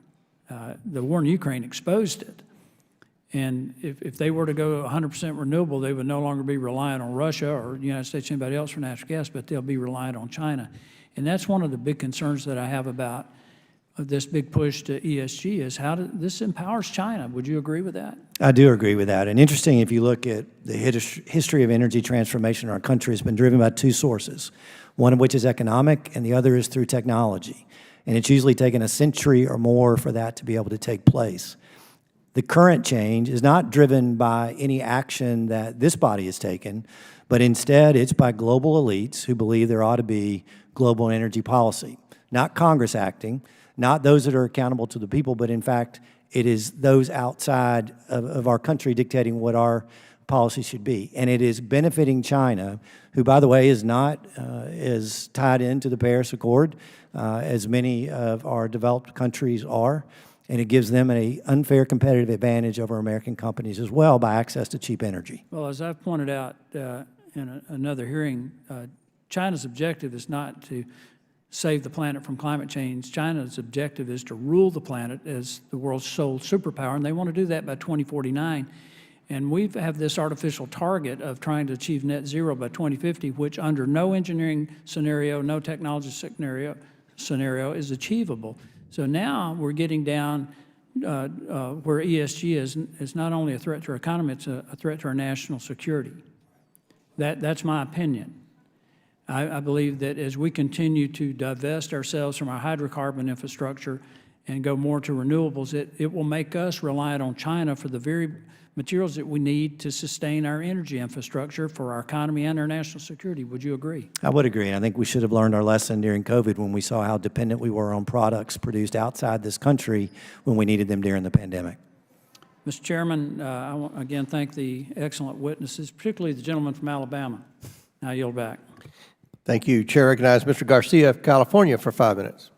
Thank you very much, Mr. Chairman, and I want to thank all of our witnesses for their service. Thank you for being here. I know for me, I'm not here to particularly defend any sort of corporate strategy or investment. I think most of the Democrats and the Democrats on this committee are really focused on supporting people, and we're not here to put working people above big corporations. And companies we do know also want to consider certain goals that they have when they're investing, whether it's because climate is obviously changing and it's having an impact. Companies obviously prioritize diversity because America is actually more diverse, and it helps them do business in a diverse society. So these are decisions that make financial sense, and I think corporations are making these all the time.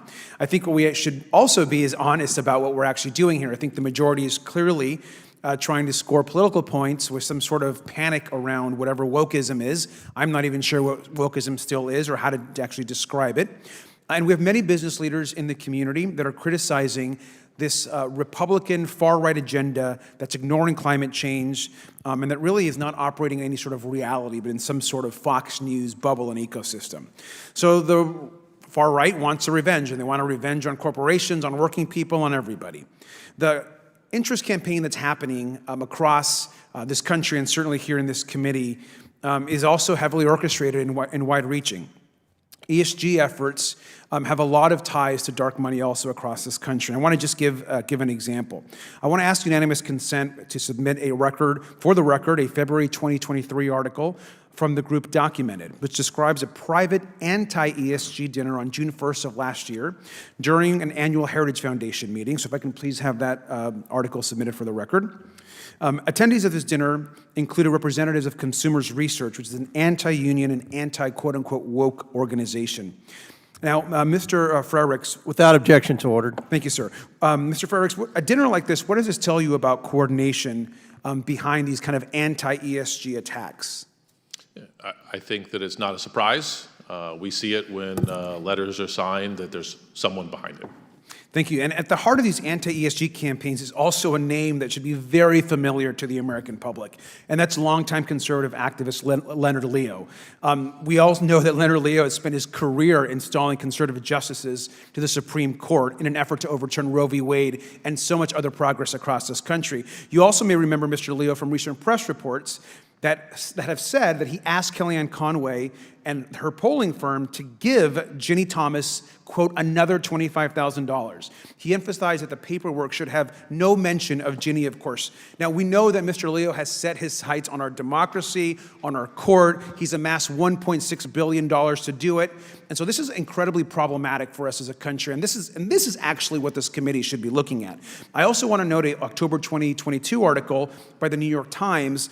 And in it notes that Mr. Leo's network in his campaign to push some of the country's biggest corporations on making investments, pushing environmental, social, governance causes, all links back to this kind of anti-ESG movement that's happening that we're discussing today.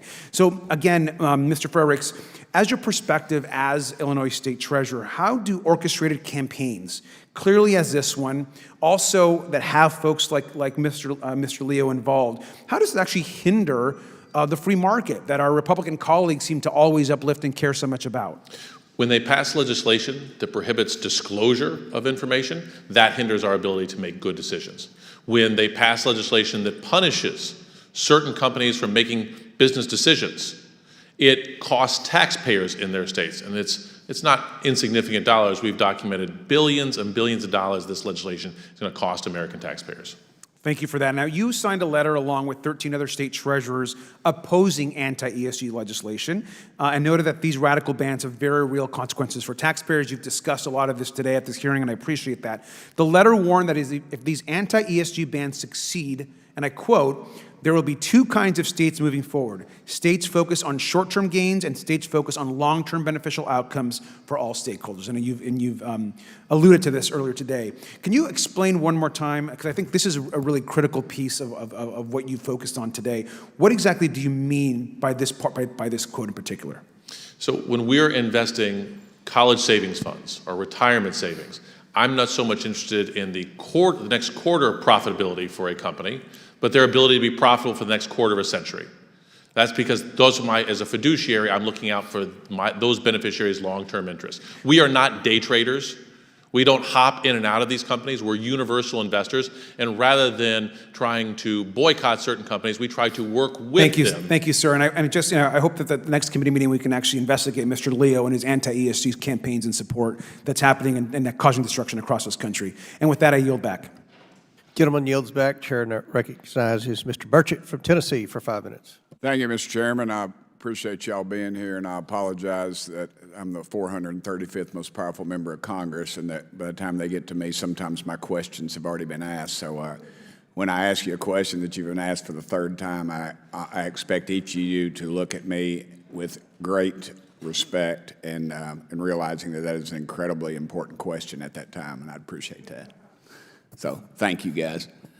Mr. how do you say your name? Fredericks. You're allowed to smile when a Republican says something. You won't get any trouble, I promise. You're good, brother. Thank you. For me, anyway. Mr. Ray, did I say it right, Mr. Rays? Yes, sir. Mr. Rays, could you explain to me asset managers' fiduciary duties to their clients? Again, maximize shareholder value, shareholder profit or return. And again, just to follow on the last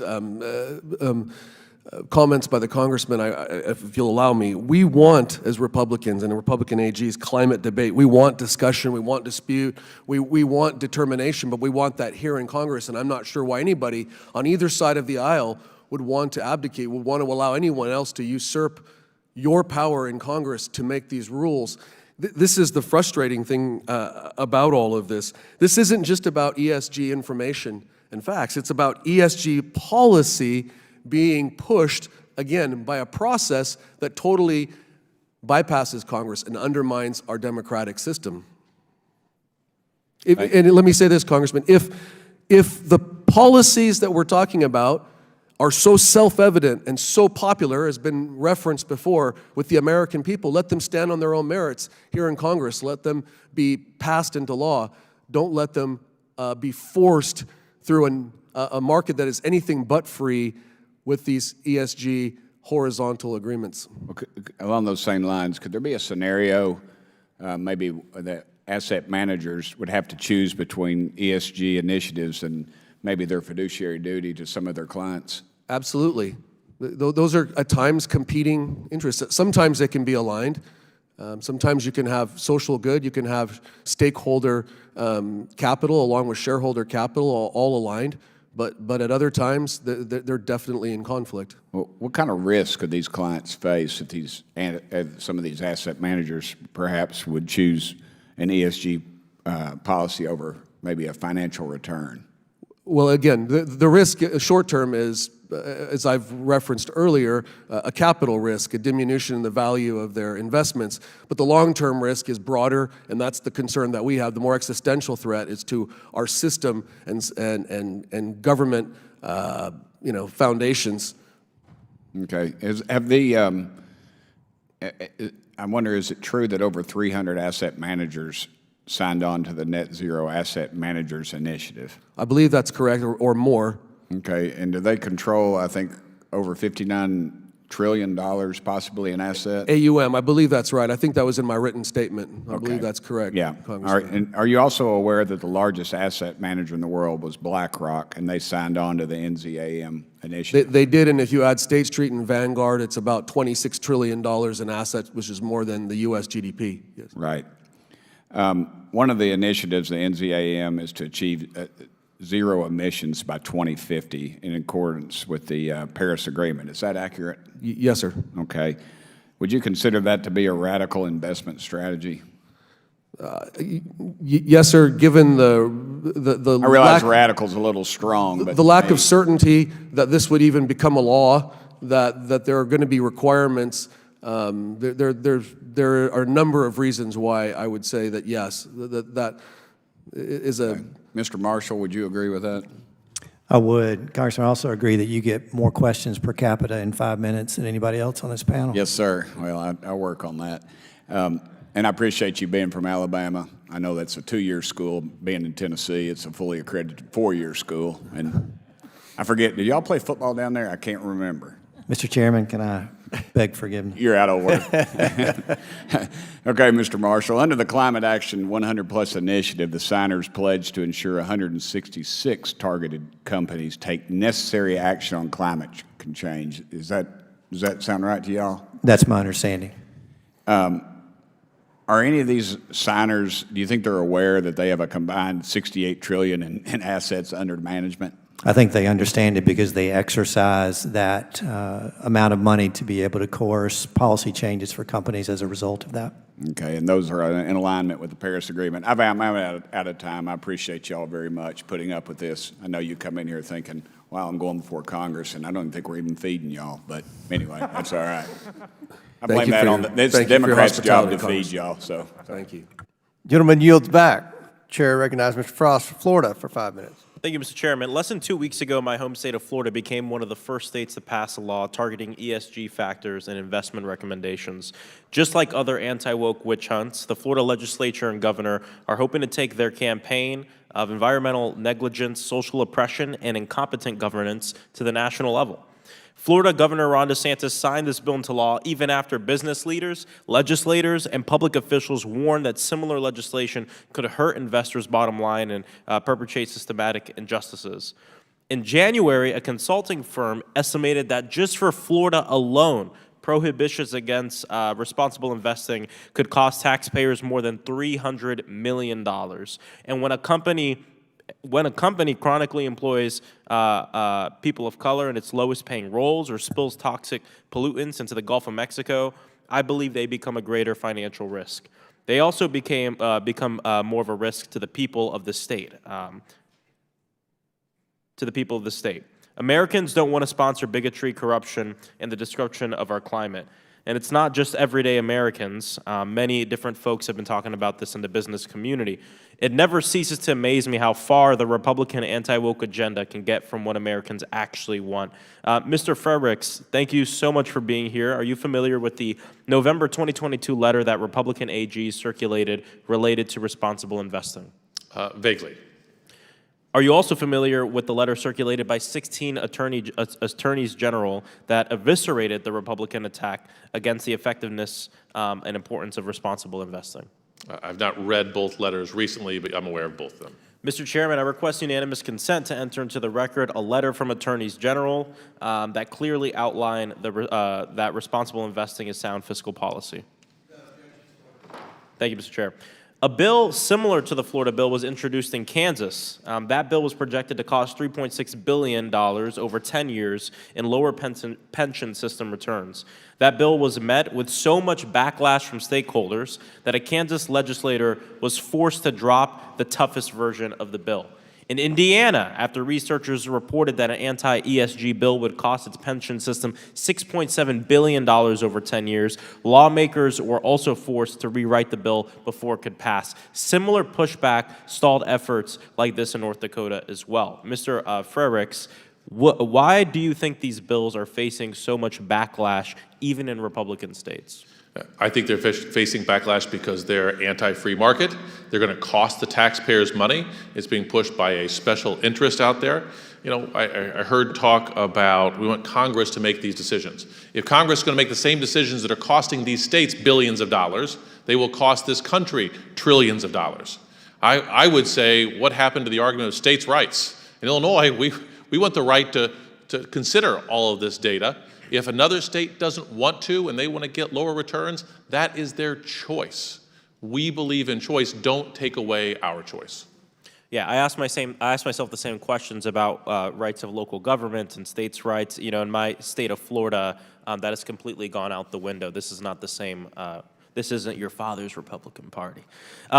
If states like Florida or Texas blacklist the largest municipal bond underwriters, mind you, these bonds fund some of the most basic functions of cities like in Orlando, this could impose a hidden tax amounting to hundreds of millions of additional dollars on those trying to engage in good business practices. Who would ultimately bear this hidden tax? The taxpayers of the state of Florida. You'd find if nothing is done in terms of climate change, there is great risk to the homeowners of Florida, especially along the coasts. There is risk to farmers in Florida. I heard people say that they care about agriculture. Climate change is a real risk. We have seen an increase in storms, in some states an increase in droughts, and others an increase in flooding, but all of this disrupts our agriculture, which feeds this country. These are things that need to be considered.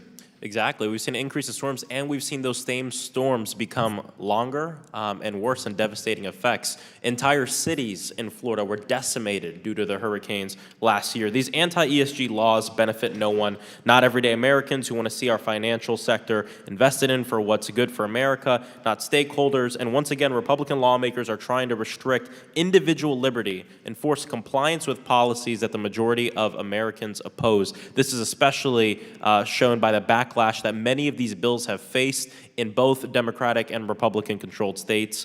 Thank you so much for your time, and I yield back. Gentleman yields back. Chair recognizes Mr. Fallon from Texas for 5 minutes. New rule of the Biden Labor Department, thank you, Mr. Chairman, to allow ESG to be taken into account and prioritized over fiduciary duty not only violates current law, but also common sense. So what's more powerful? I thought we were proud to be a rule of law nation. So the rule of law should be more powerful than the law of rule. Retirement, it's pretty straightforward. Under federal and state law, asset managers owe a fiduciary duty to their clients. Essentially, this means that they'll put their clients' interests first. When asset managers enter into ESG pledges or commitments, they violate their fiduciary duty and instead place undue risk on their clients' investments. So if a retirement plan fiduciary must make investment decisions and exercise shareholder rights based on solely whether or not they enhance retirement savings. That's straightforward, that's simple, it's clear, and it's smart. And quite frankly, anything else is an attack on capitalism.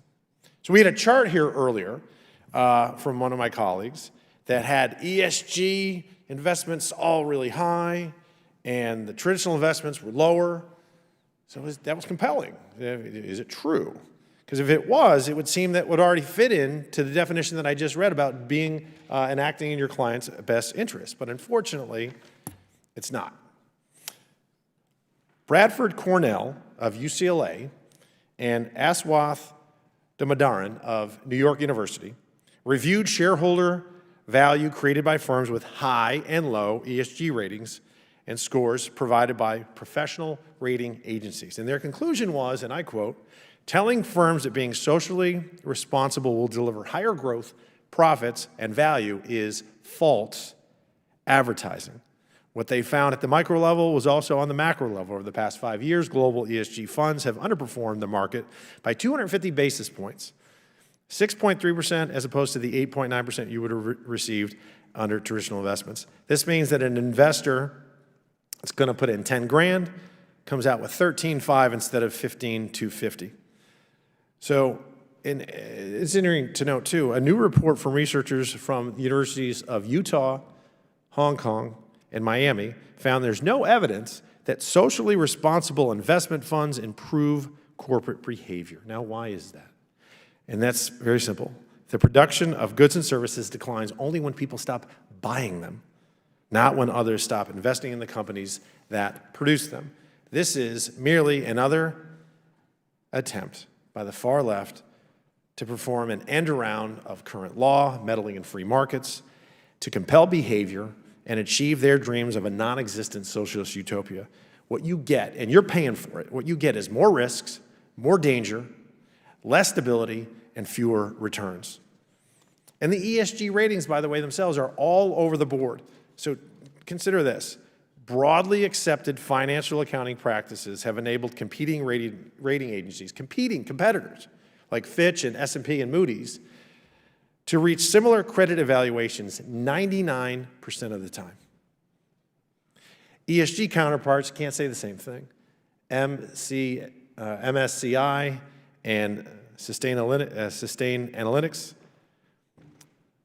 they only reach the same ratings 54% of the time, just about 1 and 2. So the ratings are incredibly discretionary. Attorney General Marshall, is this the role of the federal government? Should Joe Biden be able to gamble with retirement funds and pensions of the American worker?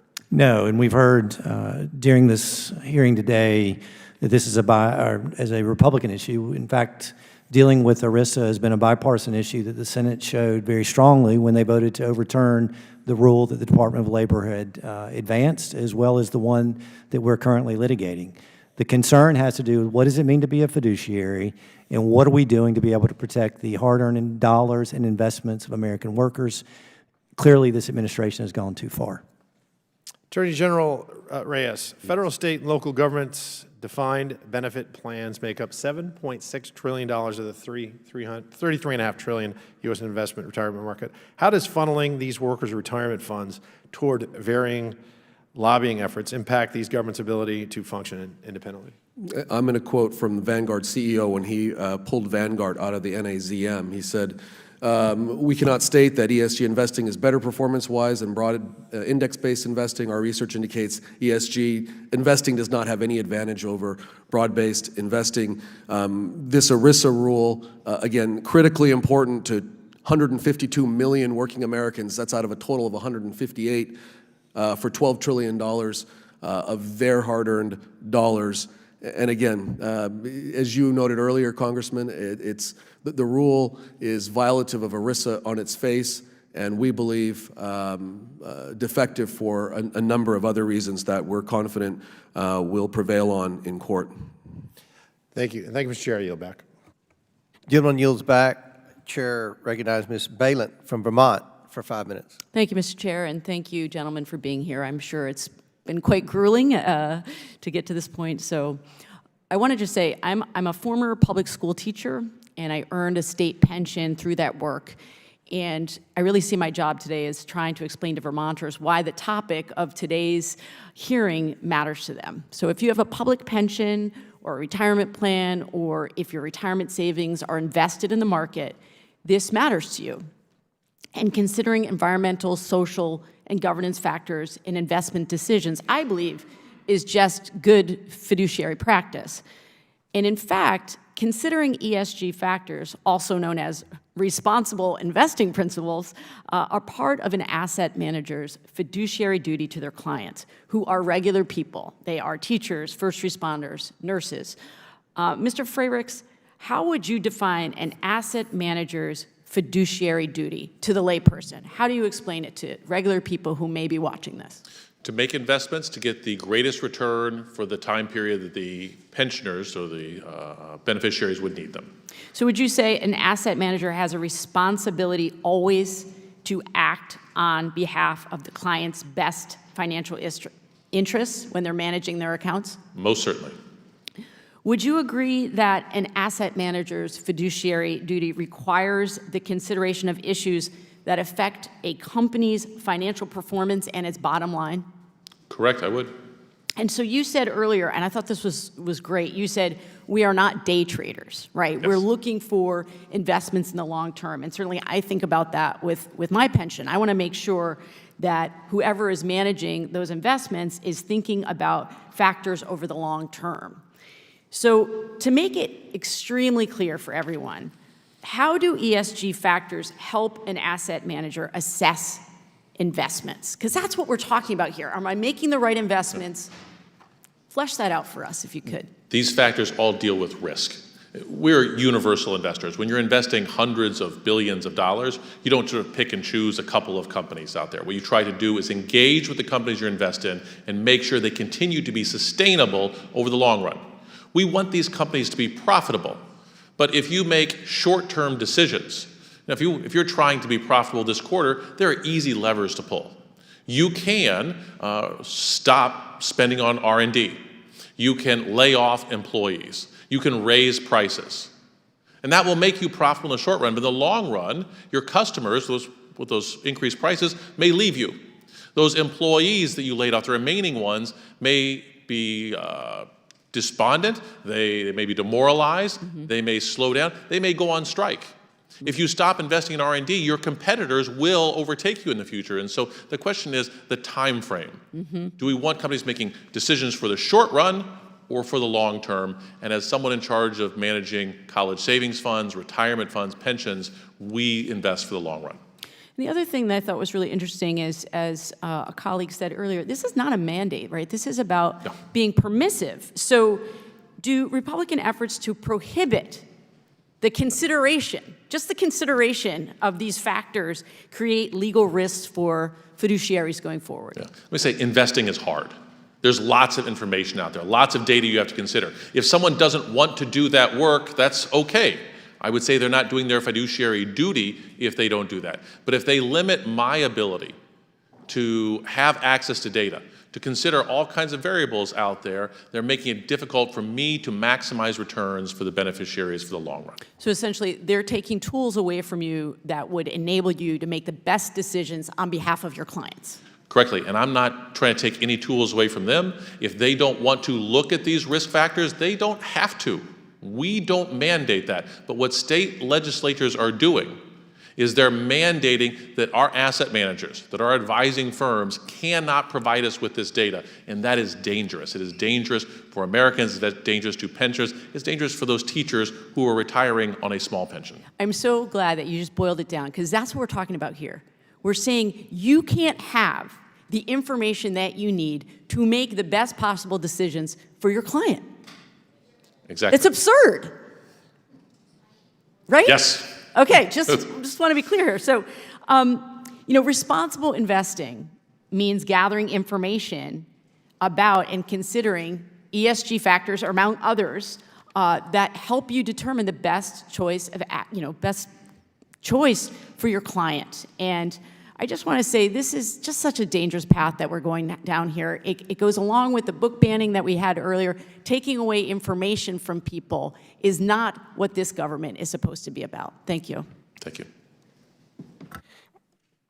Chair recognizes Ms. Luna from Florida for 5 minutes. Beforehand, I want to publicly say congratulations on your great news. Thank you. It's like the best kept secret in Washington. I'm expecting, so yeah, thank you guys. And I thought it was interesting. How many members of Congress have delivered a baby? I'll be number 12, so it's 0.1%. 20 in the history of Congress. 12. 12 ladies have delivered babies while in Congress. I think that's a pretty interesting statistic. So congratulations, and you're recognized for 5 minutes. Thank you, Chairman. I want to start out by saying I think investments made on behalf of the American people by assets managers should serve in the interest of the investor, not woke ideologies being pushed by corporate financial institutions and to entities like the SEC. Honorable Reyes, I actually really liked how you kind of unloaded with some facts, and so if I have time at the end of this, I want to yield to just kind of let you speak on what you think it's important for the American people to know. But if I could just real quickly ask you a few questions. What are the challenges faced by companies in dealing with increasing numbers of shareholder proposals, especially those related to ESG metrics? Well, they're being forced to themselves choose a path that may not be yielding the best returns to their own investors. They may be forced to make choices that push their own customers away from their own products. I mean, there are a whole host of different problems that this type of pressure can have on a particular company. And then on the other side, there are a lot of problems, as we've already discussed extensively, with investors and the potential loss of capital investments. All of those things are problematic, Congresswoman. How often are clients informed that their asset managers are prioritizing ESG metrics over their financial return? No, their asset managers are required to disclose what they're investing in, but I don't think it's readily apparent to most people that their investments are necessarily being invested with an ESG bent, right? So again, transparency laws and requirements would behoove, I think, the whole process, and that's what we're here again to talk about. Not the policy, but the process, how this is being effectuated. Is it being done fairly and in a free market, or is it being done coercively? I think it's very interesting that obviously there are many things that my colleagues across the aisle and I probably disagree on. Probably agree on some and mostly disagree on most. But I think it's very interesting that in this type of situation that you have people that sometimes blindly trust and really don't know that they might necessarily be investing in something that goes against what their moral principles are or whatever it might be. So yeah, I don't think most of us even understand the power that we have to vote our shares. The vast majority of Americans are working hard and trying to raise families and not paying attention. So that's part of the problem, and they rely too heavily on proxy services or their asset manager to make those decisions for them. Again, let me make this point, Congresswoman. We've never disputed your own ability to invest whatever assets you have the way that you want to, including an ESG program. But when you're an asset manager investing on behalf of others, it's an entirely and wholly different circumstance, and you have to live up to that fiduciary duty. So we have about 2 minutes left, and I want to yield the rest of my time to you. What is the most important takeaway for the American people to know from this hearing today? Well, again, I'd like to point back to the three things that we talked about. One was the DOL rule, but we've already covered that, I think, sufficiently. The second, going back to why the SEC would not exclude a shareholder proposal that violates state laws, against anti-discrimination laws, and that's something that I hope that the committee will take up and have a hearing on. The SEC could have easily excluded that. They chose not to. And again, this is in the context of proxy groups. It was because of my contention, the pressure of a proxy service, that the shareholders garnered enough votes. They didn't win, but they came a razor's edge of prevailing 47% to literally put their own company in harm's way by violating a number of state laws. So that's one. The other is going back to FERC, and if this committee would look at organizations like NZAM and Climate Action 100, again, $68 trillion or $59 trillion AUM, and view them to see if they are a holding company, as we believe they should be construed under FERC. They're acquiring more than $10 million in other utilities. It's problematic because if they are a holding company, then they're violating a number of FERC regulations, including owning more than 20% of a particular utility. They own multiple utilities in excess of 20%. FERC requires asset managers to be passive, and these horizontal organizations are anything but passive. They are bluntly and very self-aggrandizingly clear about what their intent is, and that, we believe, also violates FERC's prohibitions on asset managers being not passive and trying to operate the utilities. So those are the areas, again, that I would like for the committee to be able to take up. Again, appreciate your time. Congratulations to you. I have 6 kids of my own, and this is the best news I heard all day. Thank you, Chairman. I yield my time. Gentlelady yields back. Chair recognizes Ms. Lee from Pennsylvania for 5 minutes. Thank you, Mr. Chairman.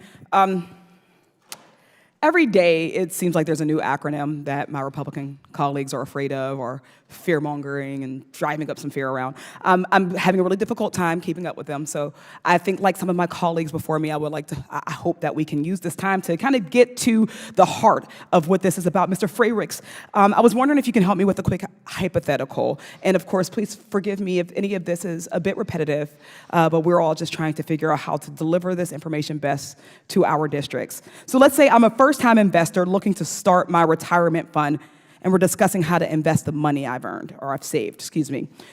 Yes or no, would you consider the average earnings over the past few years of a company and the growth of the overall industry? Yes, most certainly. Would you look at it? If the board had been recently accused of fraud or mismanagement? That would be a risk. Would you consider how compliant a company is with EPA regulations? Most certainly.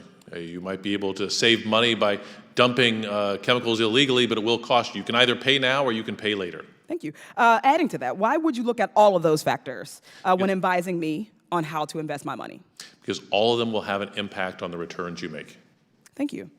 Having as many data points, it sounds like, as possible minimizes risk and maximizes value, making our retirement accounts stronger. The pandemic, rising inflation, and stagnant wages have hit Americans hard over the past few years. Across the board, people are saving less for the future, so every single dollar counts. This Republican crusade against responsible investing is putting Americans' hard-earned savings at risk, and we can't sit by and let that happen. Mr. Frayricks, how will banning responsible investing lead to worse returns for Americans relying on public pensions for retirement? Let me try and make an analogy here. We talked earlier about buying cars. You know, there are many factors you use in buying a car. You get to look at the car, you get to sit in the car, feel the car, smell the car, see if you like it. You also might consider price. Now, we also say that they should publish miles per gallon. Now, this is like saying, no, that is an environmental impact. You shouldn't be able to know the information on miles MPGs in your car. Miles per gallon will directly affect your costs down the road. You ought to have access to that. These factors that we talked about are similar to that.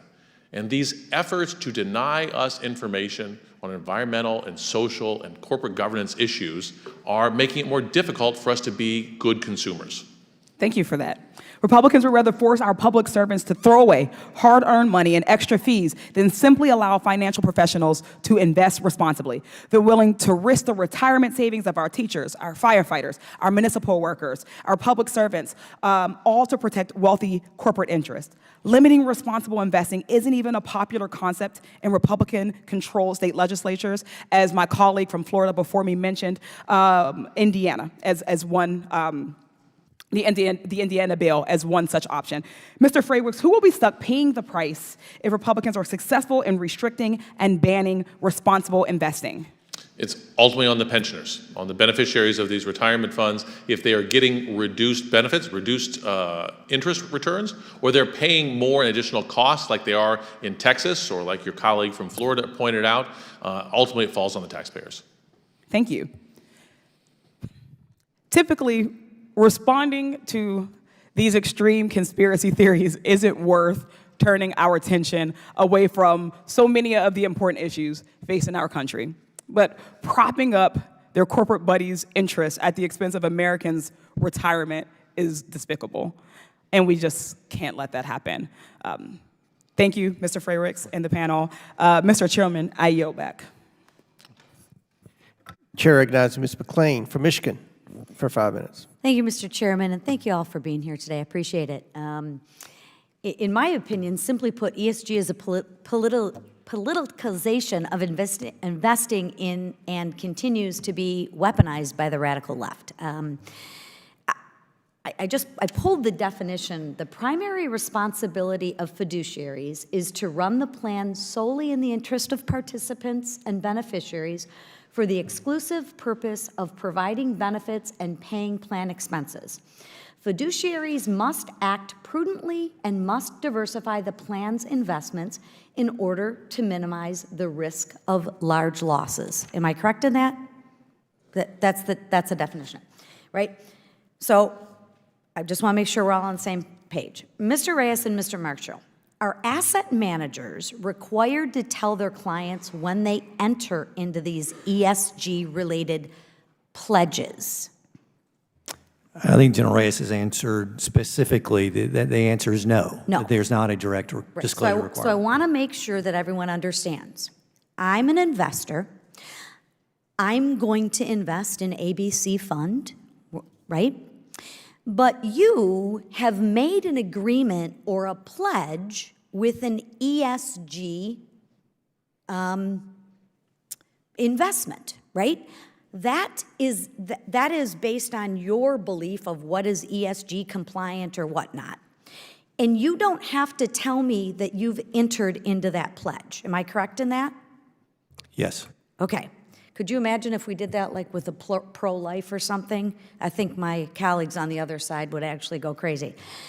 So a follow-up to that, if you're telling me that money managers can invest clients' money into ESG-approved companies without the knowledge of investors, yes, we can do that, right? So I heard the left talk about transparency.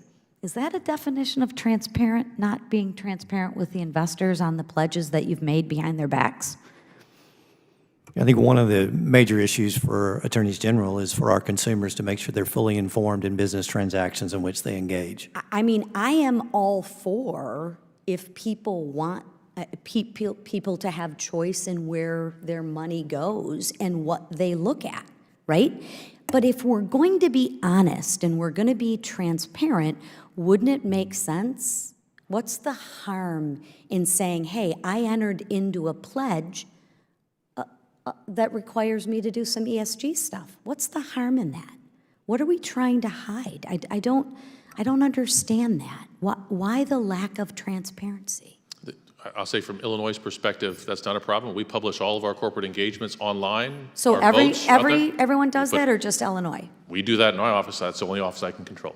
Okay, because I don't think, by the answer to my first question, our asset managers, and perhaps I'll repeat it, are asset managers required to tell their clients when they enter into ESG-related pledges? I believe the answer, and we can check the record, was no. So to me, that's lack of transparency. Maybe you have a different definition of transparency, but go ahead, Mr. Reyes. Congresswoman, since you brought it up, and maybe it was a hypothetical that you were just throwing out, but if truly there were a pro-life agenda and information and there were indexes to establish what companies were doing to foster pro-life or pro-Second Amendment, whatever. Pick one. Pro-life, under the same arguments and logic, having a larger workforce would certainly help the economy. And in 18 years, when you have a person of majority being able to enter the workforce, that's certainly even sooner than 2050 goals, ostensibly an even more impactful criteria.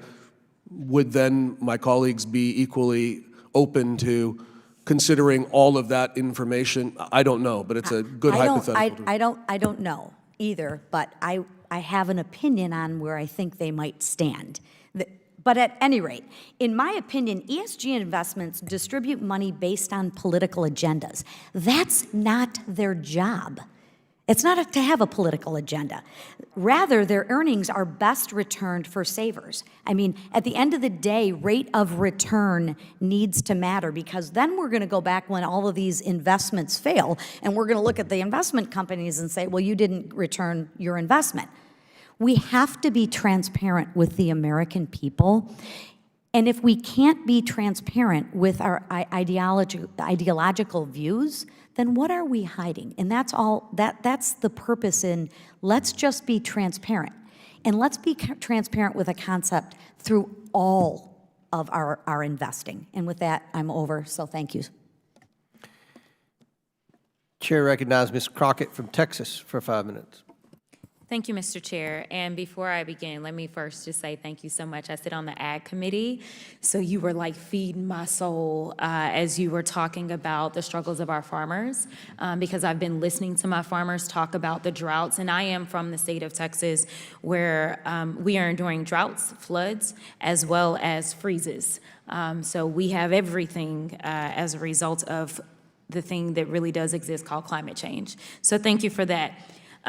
I'm tired of my colleagues on the right using these hearings as a tool for their 2024 campaign. Pretty soon, this committee's majority will need to file with the FEC an in-kind contribution. Instead of talking about how Speaker McCarthy's manufactured crisis on the debt ceiling has led to declines in the stock market, instead of talking about how investors are scared about whether U.S. will pay its bills, today we're talking about their fear of what my colleagues call radical wokeism.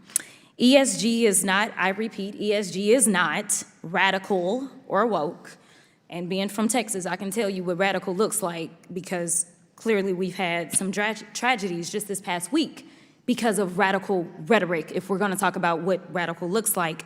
ESG, like any financial information, is just good business. It's another tool in the toolbox to consider advantageous investments and business decisions. Asset managers have a legal fiduciary duty to maximize profits, but it's ignorant to say that to maximize profits, you have to do it at the expense of ESG. That's just false. ESG impacts our investment strategies that incorporate long-term risks to make long-term down payments as well as returns on future breakthroughs.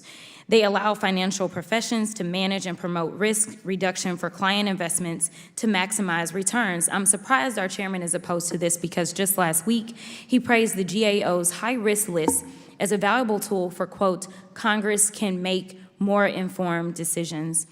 It's only responsible then that asset managers present all information posing financial risk to clients to allow them to make more informed decisions, especially Americans wanting to responsibly manage their retirement savings. The asset managers offer ESG information because large companies use ESG in their business decisions and investments. Why? Because there are real financial and monetary returns when ESG impacts are incorporated. Attorney General Marshall, yes or no, ESG risks have monetary value that impact financial benefits and corporate opportunities? I disagree with all of ESG criteria. Actually, if you look at Royal Dutch Shell's annual reports dating back to 2005, it stated Shell assesses the underlying economic, political, social, and environmental drivers shaping the markets and margins to evaluate commercial opportunities and potential new business models. It has done so in almost every report. If we look back at examples from 2010 and 2022, even Fox News, who my colleagues love, a publicly traded company, in its 2022 annual financial report noted that environmental, including climate, social, and governance matters have costs that pose material adverse effects on its business, financial conditions, and operations. By Republican standards, then, Fox and Shell are advancing radical woke propaganda. I don't see efforts to cancel them or call them out.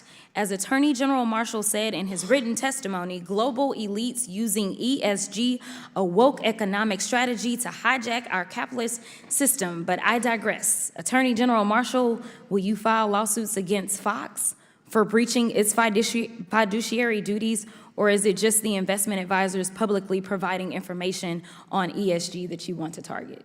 Fox doesn't have a fiduciary duty to the citizens of my state. Just to be clear, ESG isn't woke or radical. It's just good business.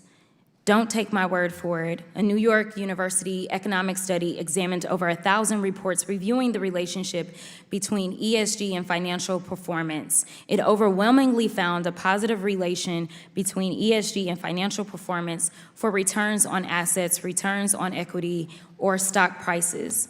Why are we wasting valuable time examining ideas that are not in the public interest and which the public has no interest in? I have 30 seconds left, and with that, I would like to yield to the Honorable Treasurer to just offer any thoughts, any additional thoughts that you may have. Yeah, I'll just say I heard talk about how these ESG data, there's not agreement, that it's difficult, it's all over the board. It's because we are looking at different industries, and there are different risks in different industries. Product safety is a big risk in consumer products. Yes. In business services, it's not as big of a risk. Climate change is a big issue for property insurance, but not so large in supplemental insurance. Absolutely. I'll repeat that investing is hard. You have to consider different industries. You have to consider a lot of different factors. A lot of people would like to just outsource that. Maybe they don't like their choices, but we take this very seriously. And when you pass legislation to deny us that data, it makes our job that much more difficult. Thank you so much. Thank With you. that, I yield. Chair now recognizes Mr. Langworthy for 5 minutes from New York. Thank you very much, Mr. Chairman, and thank you to our witnesses for joining us here today. Asset managers wield tremendous power and responsibility over trillions of dollars in assets, and it's important that they make investment decisions based solely on financial performance and risk management, rather than being swayed by political and social activism. Now, while some view ESG policies and initiatives like Climate Action 100+ as a noble cause, It's important to remember that the companies targeted by these initiatives are also vital to the American economy and provide jobs and livelihoods to millions of our citizens. If these initiatives are successful in imposing additional regulations and restrictions, it could lead to significant job losses and increased financial hardship for many Americans, which leads me to my first question. Attorney General Marshall, Climate Action 100 Plus has identified companies targeted by asset managers such as Lockheed Martin and Procter & Gamble, which produce military equipment and pharmaceuticals. If there were to be significant change in the allocation of capital towards these companies, how might it affect national security and public health in the United States? Well, I think it absolutely could impact it based upon the ability of those companies to fulfill their mission. But Congressman, one thing that's been talked about here is the market. And what has been ignored by your colleagues on the left is the fact that the market's not driving individuals to boycott certain segments of industry. They're not asking people to not be financed because of the particular jobs that they do. That's driven by outside agencies, not the market itself. We need to let the market prevail, and if we do so, we have the opportunity to provide goods and services not only to the people of this country, but also to be able to maximize the value to investors. Thank you. The list also comprises energy producers and utility companies that rely on fossil fuels. If a shareholder proposal were to mandate a company like Xcel Energy, which provides natural gas and electricity to millions of Americans, to entirely abandon fossil fuels, how might that impact the customers and the employees of that company? Well, look at California, number one, by the way, about whether or not we're going to have rolling blackouts, whether or not we have reliable energy, and whether or not we have affordable power that the citizens of my state can be able to pay. When we have this radical transformation of energy policy, not dictated by the body in which you sit, but instead by global elites, then there's not the opportunity to debate what are the consequences of those decisions. We are already beginning to see that, but yet what may occur in the near future, we still don't know. These companies, whether or not ESG advocates agree, are essential to the American economy. They provide employment to hundreds of thousands of people, as well as essential services to millions. The International Energy Agency concedes that technology to achieve a net zero by 2050 does not yet exist. Does an investment strategy grounded in the basis of that target increase risk to investors? I think absolutely, and particularly risk as it relates to how it is that we're going to be able to provide cheap energy, which has been the driver of this company across the board to all Americans in all states. America is already in an energy price crisis, but if these major energy producers, they lose their financial backing or they're forced to abandon fossil fuels, would either of the attorney generals can answer this, would you expect energy prices to rise if they lose significant financial backing? Absolutely. I mean, first of all, the technology is not to where renewables are going to supply what already is being supplied by those plants that are fueled by natural gas or coal. And if, in fact, we're unable to acquire the resources we need for the power to be generated, which we saw recently that caused the increased price for consumers, then America needs to be ready. We need to be ready to pay higher prices and also have unreliable energy, which we've been able to depend on for at least my lifetime, Congressman, and for others as well. And on that point, again, Congressman, I'll reiterate what the FERC commissioners just gave us, a dire warning about the stability of the grid and the security of the grid, given current circumstances. And just in my closing seconds, Attorney General Reyes, I know that many of the companies who do conform to ESG initiatives, they're relying on rare earth minerals, specifically resources that just are not readily available in the United States. Does an overemphasis on companies that rely on these resources, which primarily come from China, does that compromise American national security, in your opinion? It absolutely compromises our national security. And in addition, something we haven't mentioned earlier, there are other issues about our southern border security that ESG also compromises. Thank you, Congressman. Thank you very much, and I yield back, Mr. Chairman. Chair recognizes Mr. Moskowitz from Florida for 5 minutes. Thank you, Mr. Chairman, and I want to thank the witnesses for being here today and attending what could be called the Oversight Committee hearing on the death of the free market. I mean, boy, how things have changed in the grand old party.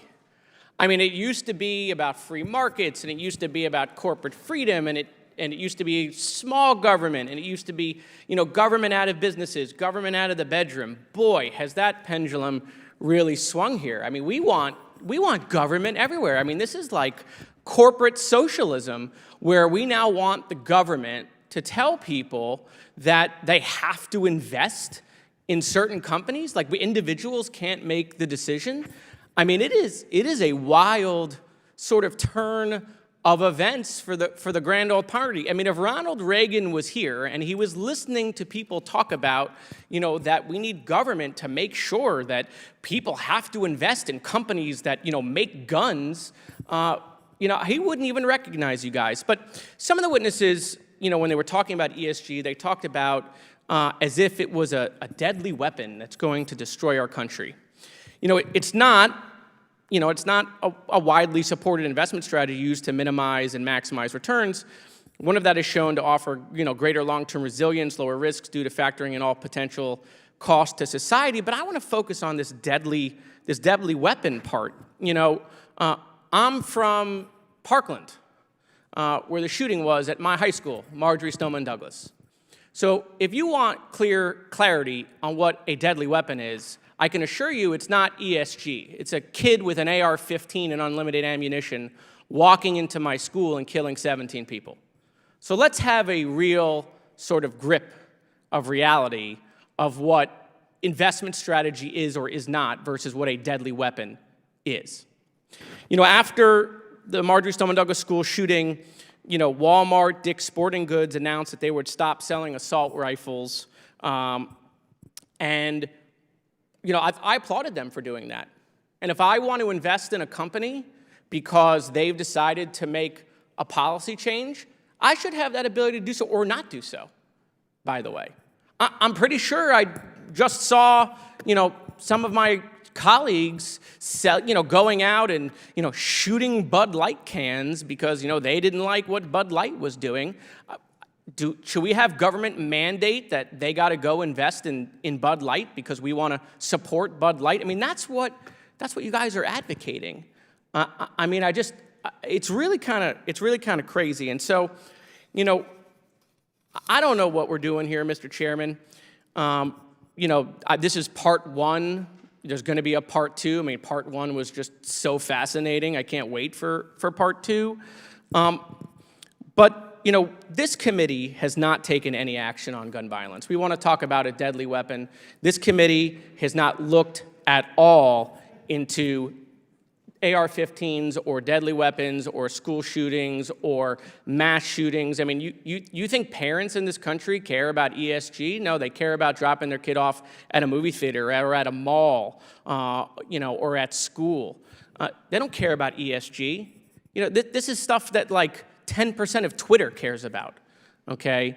And so I just want to know when we're going to get serious here. And so, Mr. Chairman, I ask, when is this committee going to have a hearing on gun violence? You weren't here last year, but all the hearings pertain to the Washington Commanders football team. They pertain to the Equal Rights Amendment.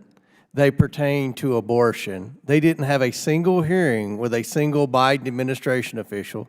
They didn't have a single hearing on any type of anything relating to how tax dollars were being wasted by this administration. So maybe you should take the lead in campaigning for your side of the aisle, and then if you all win the majority, then you can have hearings on the Washington Commanders football team again. No, I'm reclaiming my time, Mr. Chairman. That's fine. I wasn't here, but, you're in charge now, and mass shootings are completely out of control. And so you have the power to make the decision, decide whether we should have hearings on D.C. public urination or on mass shootings. You're the chairman. I'm just a lowly Democratic freshman. And so I implore that this committee start to look at mass shootings and the real weapons that are destroying people's lives, which are AR-15s. Thank you, Mr. Chairman. Chair, recognize myself for 5 minutes. General Reyes, in the letter that you led with your Attorney General colleagues, you said, I quote, the 2023 proxy season will present multiple occasions on which asset managers will have to choose between their legal duties to focus on financial return and the policy goals of ESG activists. Can you provide some examples that illustrate these occasions? Sure. Let me give you one very concrete example. I alluded to it earlier, Mr. Chair, but that resolution pertaining to travelers insurance is back up again for this season of proxy proposals and for shareholder resolutions and voting. And I didn't get a chance to perhaps articulate clearly enough the problematic nature of that situation. So you have a very activist faction of ownership backed by one of the two largest proxy voting agencies pushing a particular agenda that they've agreed upon to conduct racial audits, which may be appropriate or may not be appropriate for other companies or other industries, but certainly are not appropriate for the insurance industry. The directors of Travelers have brought this to the Securities and Exchange Commission, pleading for relief to exclude, which the SEC has the power to do, that type of proxy proposal, that type of shareholder proposal from being even considered. But the SEC has sat on its hands and not done anything to exclude that. So it's back up again. This would require travelers to then ask for information based on a person's race. They would solicit information for underwriting purposes and for identification, which clearly violate numerous different states' laws. And I think that's a very good point that I don't think my friends on the Democrat side of the aisle understand. When they talk about ESG, they're just talking about what mutual funds, pension managers can invest in, or treasurers can invest in their pension funds. And Kentucky has the second worst funded pension in America, but we would always say, thank God for Illinois, because it was the one state worse than Kentucky's. But what I don't think the Democrats understand is this affects banking and insurance. It's not just investing. And we've got a problem in our banking industry right now. And we're not going to get into that, but this ESG is a political movement that's gaining ground. It's gaining ground on Wall Street, and it's affecting consumers, not just investors. But you have previously described how the insurers face the dilemmas by pursuing ESG goals. Do you think these insurers are facing these ESG-related proposals that push for unlawful altercations of underwriting activities? Well, yeah, clearly, it's the same resolution that was proposed the previous year. They're just hoping that they can win over another 3 or 4% and carry the day. So what risk are the insurers exposed to with the adoption of ESG factors in underwriting? They'd be potentially liable in dozens of states for breaking the law. And Mr. Chair, you alluded to banking. Although we haven't seen yet concerted efforts to debank solely based on ESG criteria, that's not out of the realm of possibility. It's not, and if you look at the website for the San Francisco Fed, it was all about ESG policy, and some of the banks, Silicon Valley, we just sent a letter to J.P. Morgan Chase with concerns over debanking regarding religious liberties. Right. And it's only one step removed to then migrate over. If they start to see more and more insurance companies and asset managers withdraw from some of these large horizontal agreements, then you may see more pressure on banks to start debanking. And I think that is of the utmost importance. Mr. Moskowitz, I don't think understands the issue. He's thinking in terms of Wall Street, but this has a potentially detrimental effect on our ability to bank and insure. This significantly increases liability costs for many industries, which will be passed along to consumers. I don't think my friends on the other side of the aisle have fully comprehended what inflation is and what causes inflation. But You know, my time is expired here, but I'm just amazed at the defense of ESG policies and the defense of, why we have to have this type of radical political ideology ingrained in our investing, when we just had a press conference and showed bank records that showed the Biden family getting millions of dollars from places like China and Romania, and I wonder what type of ESG policies China and Romania have. But you all probably can't answer that, but maybe that's something my friends on the other side of the aisle could look into. Chair now recognizes Mr. Burleson. Mr. Chairman. Yes. Mr. Chairman, I'm sorry, down here, this is General Marshall. Oh, yes. I'm sorry. I thought it was a member. Yes, General Marshall. May I briefly be excused? Yes. Okay, thank you. Okay, I'm sorry, Mr. Burleson. It's Ms. Holmes Norton next for 5 minutes.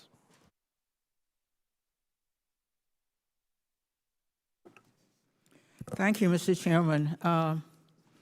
When Chairman Comer announced this hearing, he stated that he shared the concerns of the Republican attorneys general testifying today that ESG principles are being used by progressives to shape corporate behavior. This is a question for Mr. Fredericks. I disagree. Instead of a mixture of political theater and disinformation, Republicans are pandering to anti-ESG stalwarts, including big oil proponents, by attempting to influence the criteria of financial professionals. ESG has wide-reaching support from climate activists to the investment industry to investors, all for different yet legitimate reasons. Climate advocates support ESG principles because they may accelerate the transition to low-carbon economy and could help slow the climate crisis. The investment industry supports ESG because integrating responsible investment factors into the investment process can lead to prudent risk management and potentially better retirement outcomes for millions of Americans.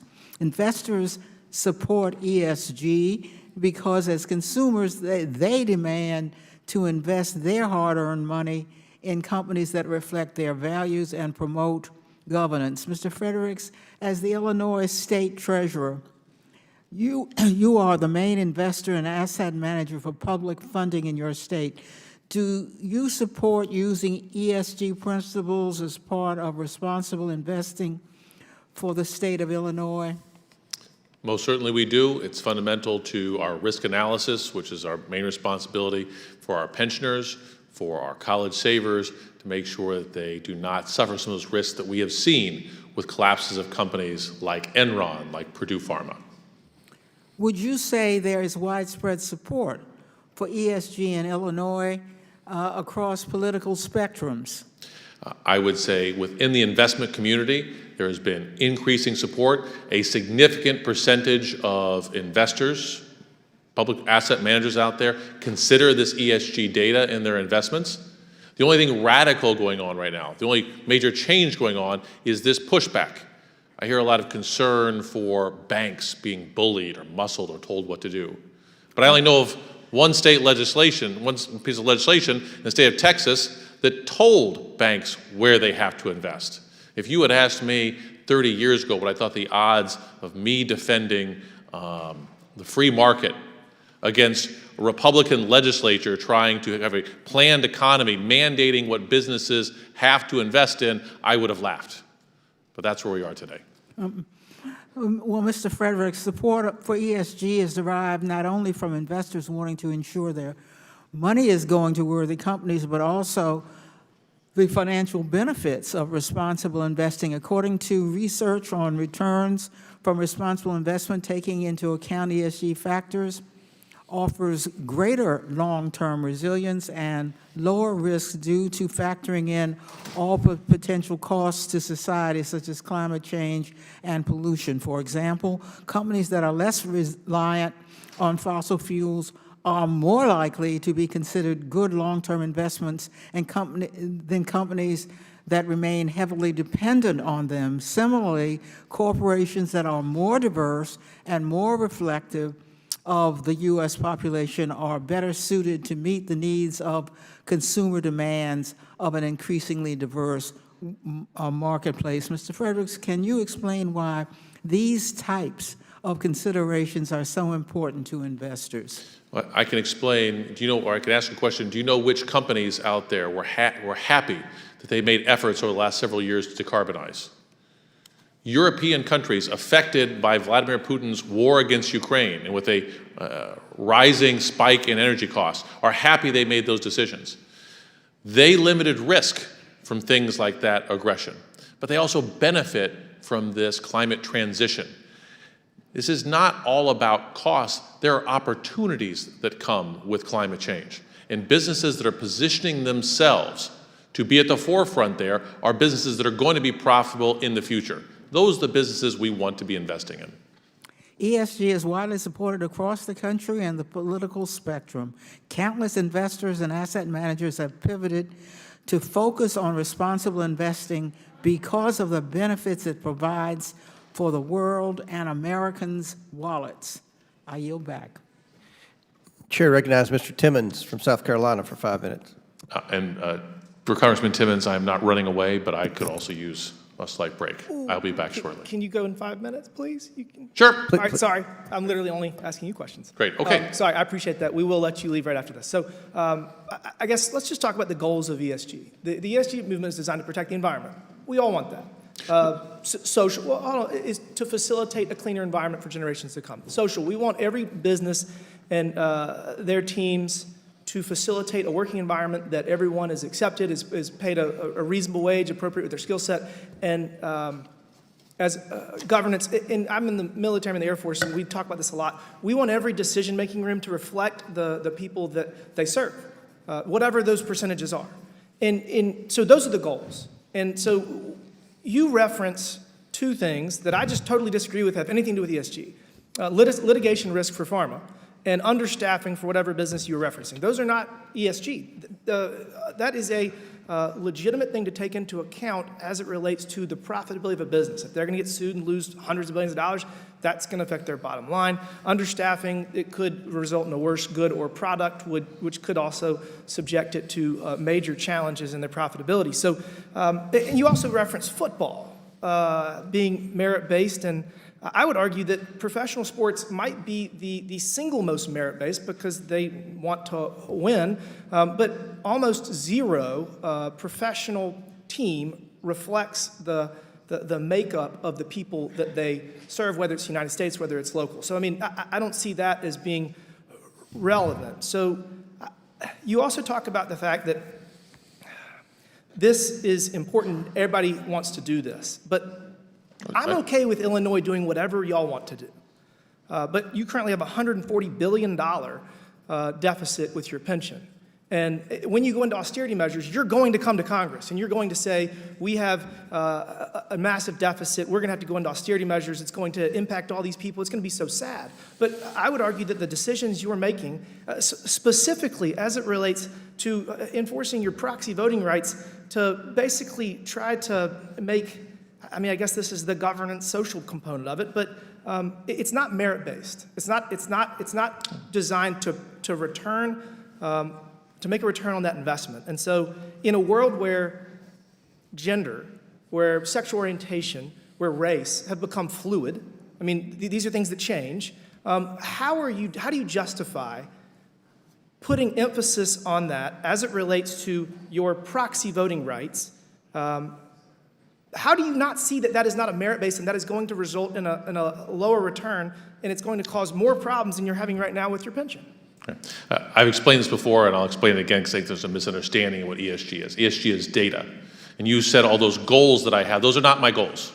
My goals there's are no to data- maximize there's- returns There's for no data that pensioners. shows that if you have a certain number of men and women or minorities on a board, that board is going to produce better results. I would actually even argue that there is recent evidence that shows the opposite.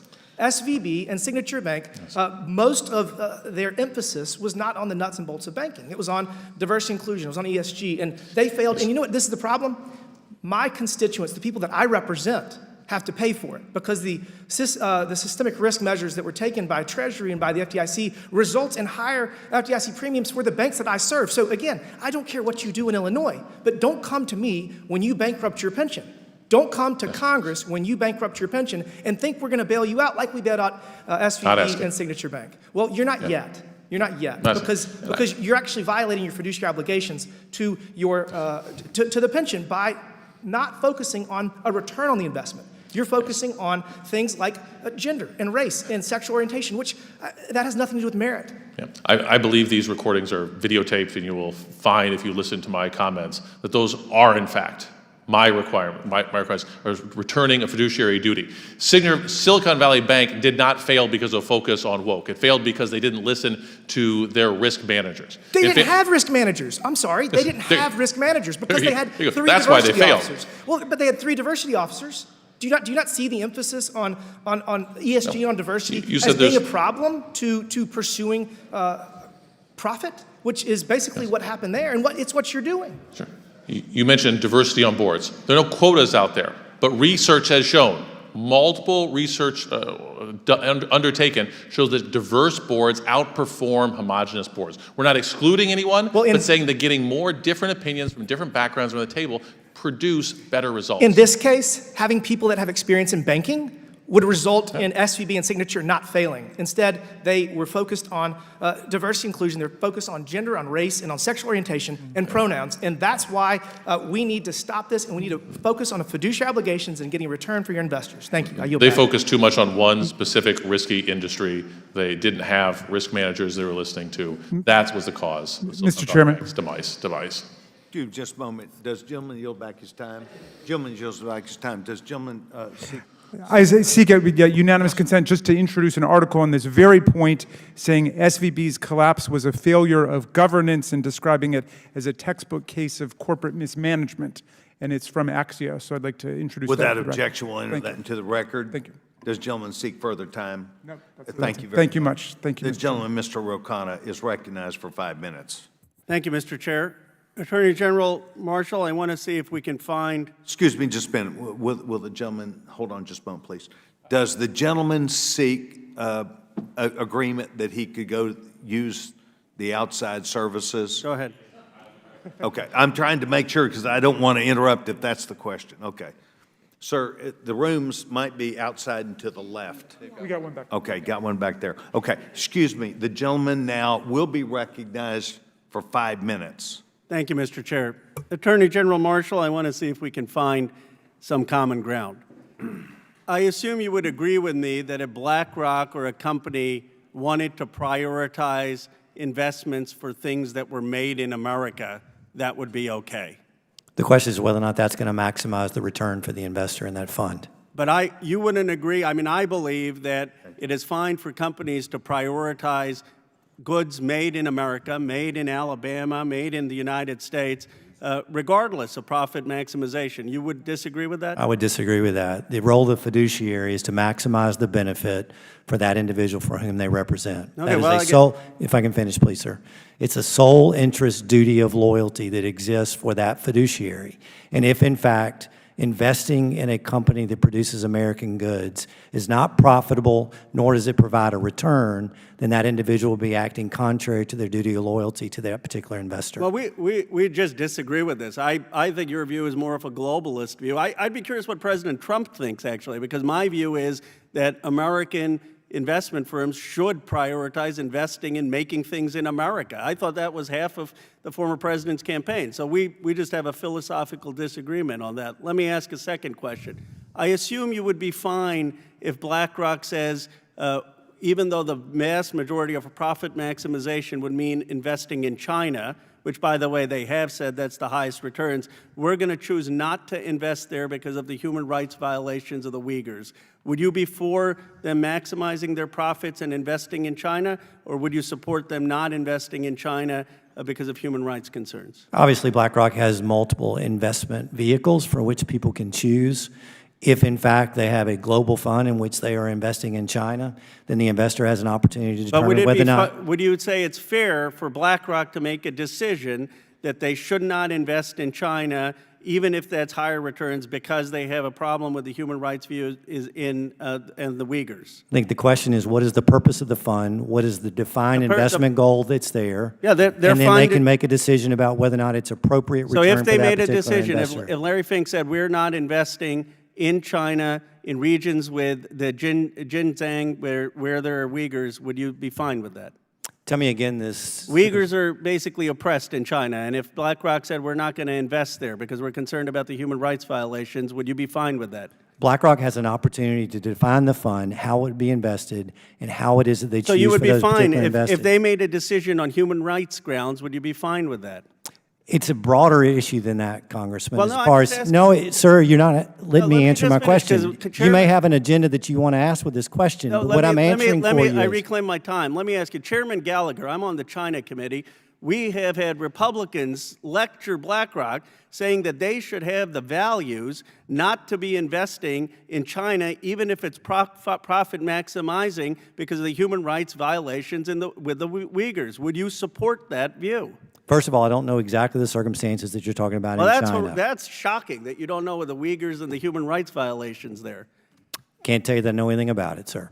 Well, I suggest maybe you should read up on it because it's a huge concern for America. But would you support that view? I mean, I'm just trying to say, where do you think values matter? Would you have supported the view that we should not be investing in Germany during World War II? I think the issue for investment companies is whether or not they are finding that they are complying with their fiduciary Attorney General duty. Marshall, I guess here's my point. Do you think there is ever a point that values of standing up against the human rights views of China, values of standing up against Nazism, values of standing up against Stalinism, do you believe there's ever a time that values should trump profit maximization? They have the right to choose not to invest in companies that they believe create certain risks. That's what the market provides. And that once you open that door, once you say that they have the right to, as you said, not invest in companies that have certain risks, or I would say companies that offend for certain fundamental human values, then the question is who gets to decide what those values are? And my view is it shouldn't be the government deciding what those values are. It shouldn't be you or I. It should be in the free market, these companies. If you're saying it's fine that they should not be investing in China, that they should not, with human rights violations, then what's the difference between that and a company that says they don't want to invest in something because of climate? I don't believe that a small cabal of financial institutions ought to decide what are preferred societal values or global energy policy. But that's not the case. The case is you're not even letting the cabal, you're not even letting them invest in America. And then you're telling them don't invest in China on the Uyghurs, and I hope you are, and then you're saying, though, that you're defining these values narrowly. Anyway, my time has expired. Gentleman yields back his time. Thank you very much. I'll now yield myself 5 minutes. Gentlemen, thank you, all three of you, for being here. You have withstood questions and ideas from about 15 on each side. This has gotten to be a little bit larger conversation than perhaps you thought you might be engaged in, but it's pretty normal for us. And we try and tout the things we believe in, and we try and perhaps don't tout those things we don't agree in. But thank you to all three of you for being here and putting up with us. I'm an old guy. I believe that the role of government is not to pick winners and losers. I believe it was to serve appropriately people, provide government services, to do so in a fair and equitable way, to not overtax and not underdeliver. But I believe that government has a role, and it's not necessarily the activist governments that we have seen lately. If you go back about 2 hours ago, there was a discussion about prudent risk management, lowering risk. Oh, look at the long term, maybe 20 years of a return. Well, that's good if you can do that.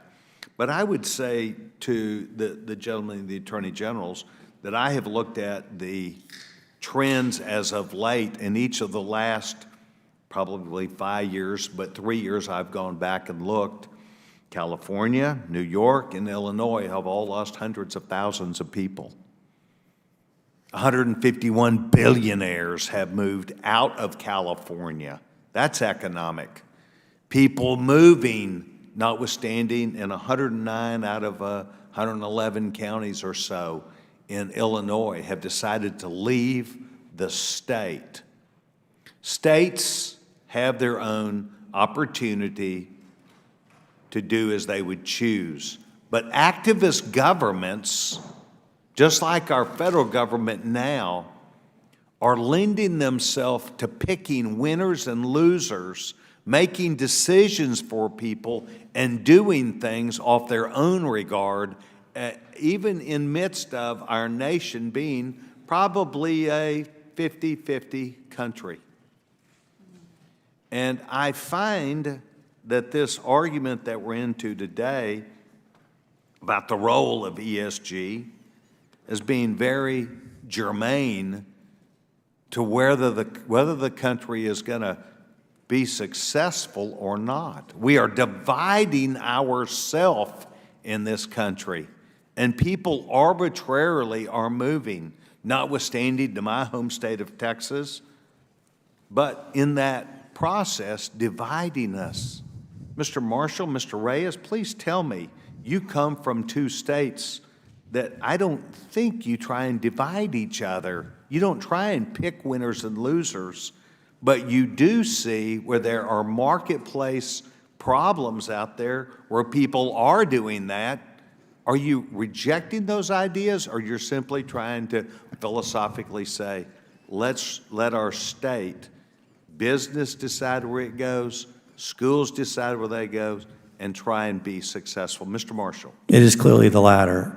One of the things that we have attempted to advance here today is this is not an objection to the individual investor. This is a question about whether those with outsized influence as a result of the assets in which they manage have the ability to dictate public policy that ought to be decided by accountable legislative bodies, as well as companies, pension funds, being able to dictate societal values in places in which they are not present. That's the purpose of this hearing today, I believe, and it's the focus of what we've talked about. Thank you. Mr. Reyes.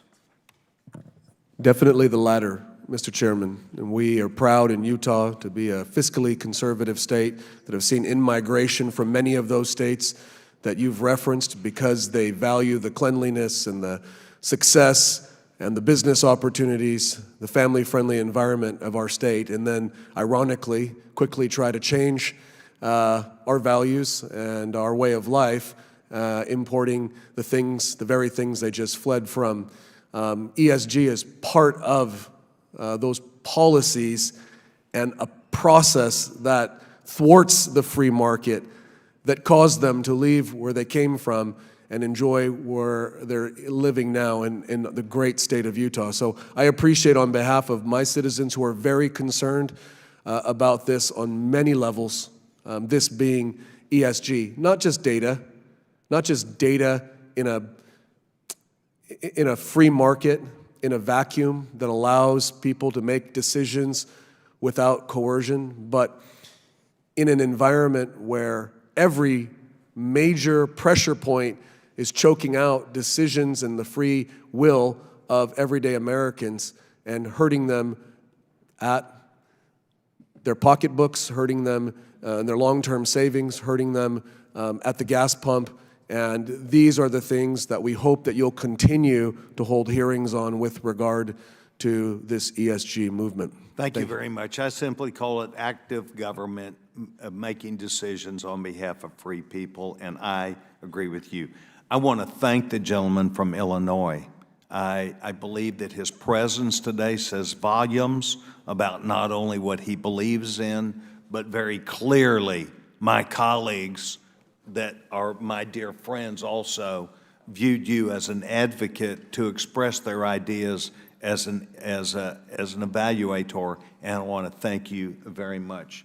I yield back my time, and we now would recognize the gentleman from Rhode Island for 5 minutes. Well, thank you, Chairman and Ranking Member. Thank you for letting me join you today. I asked to join the Oversight Committee today because of my background as a state treasurer for 8 years, where I was a colleague of Treasurer Frerichs, and my experience as an investor in the private sector before that. And the message that I want to deliver, because people need to understand it, is that these attacks against ESG investing are based on a fallacy.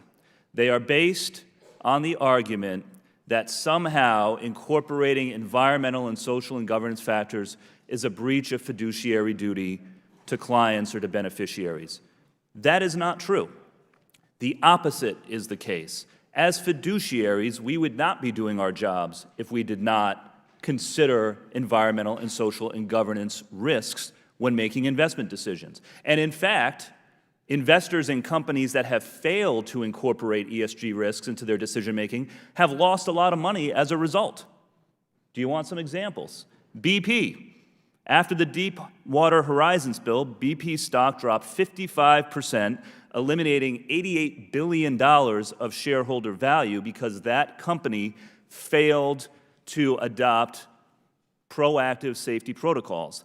Volkswagen, their emissions scandal caused their stock to drop nearly 30%, also costing investors billions of dollars. We've heard about Norfolk Southern and Purdue Pharma. The list goes on and on. Companies that do not manage their environmental risks, their labor risks, their consumer protection risks appropriately open up investors, including retail investors, pensioners, retirees, to financial losses. So investors would not be doing their jobs if they did not think about these issues when making investment decisions.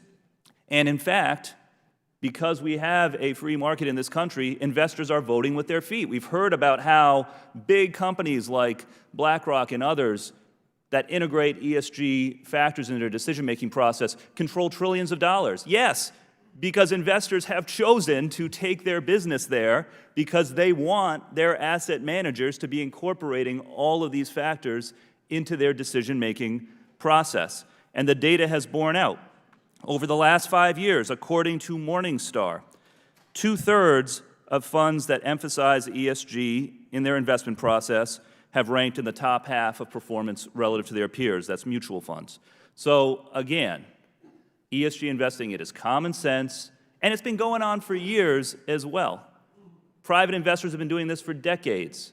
The Department of Labor has been allowing this for public funds for decades. The SEC has allowed proxy voting proposals on ESG issues for decades.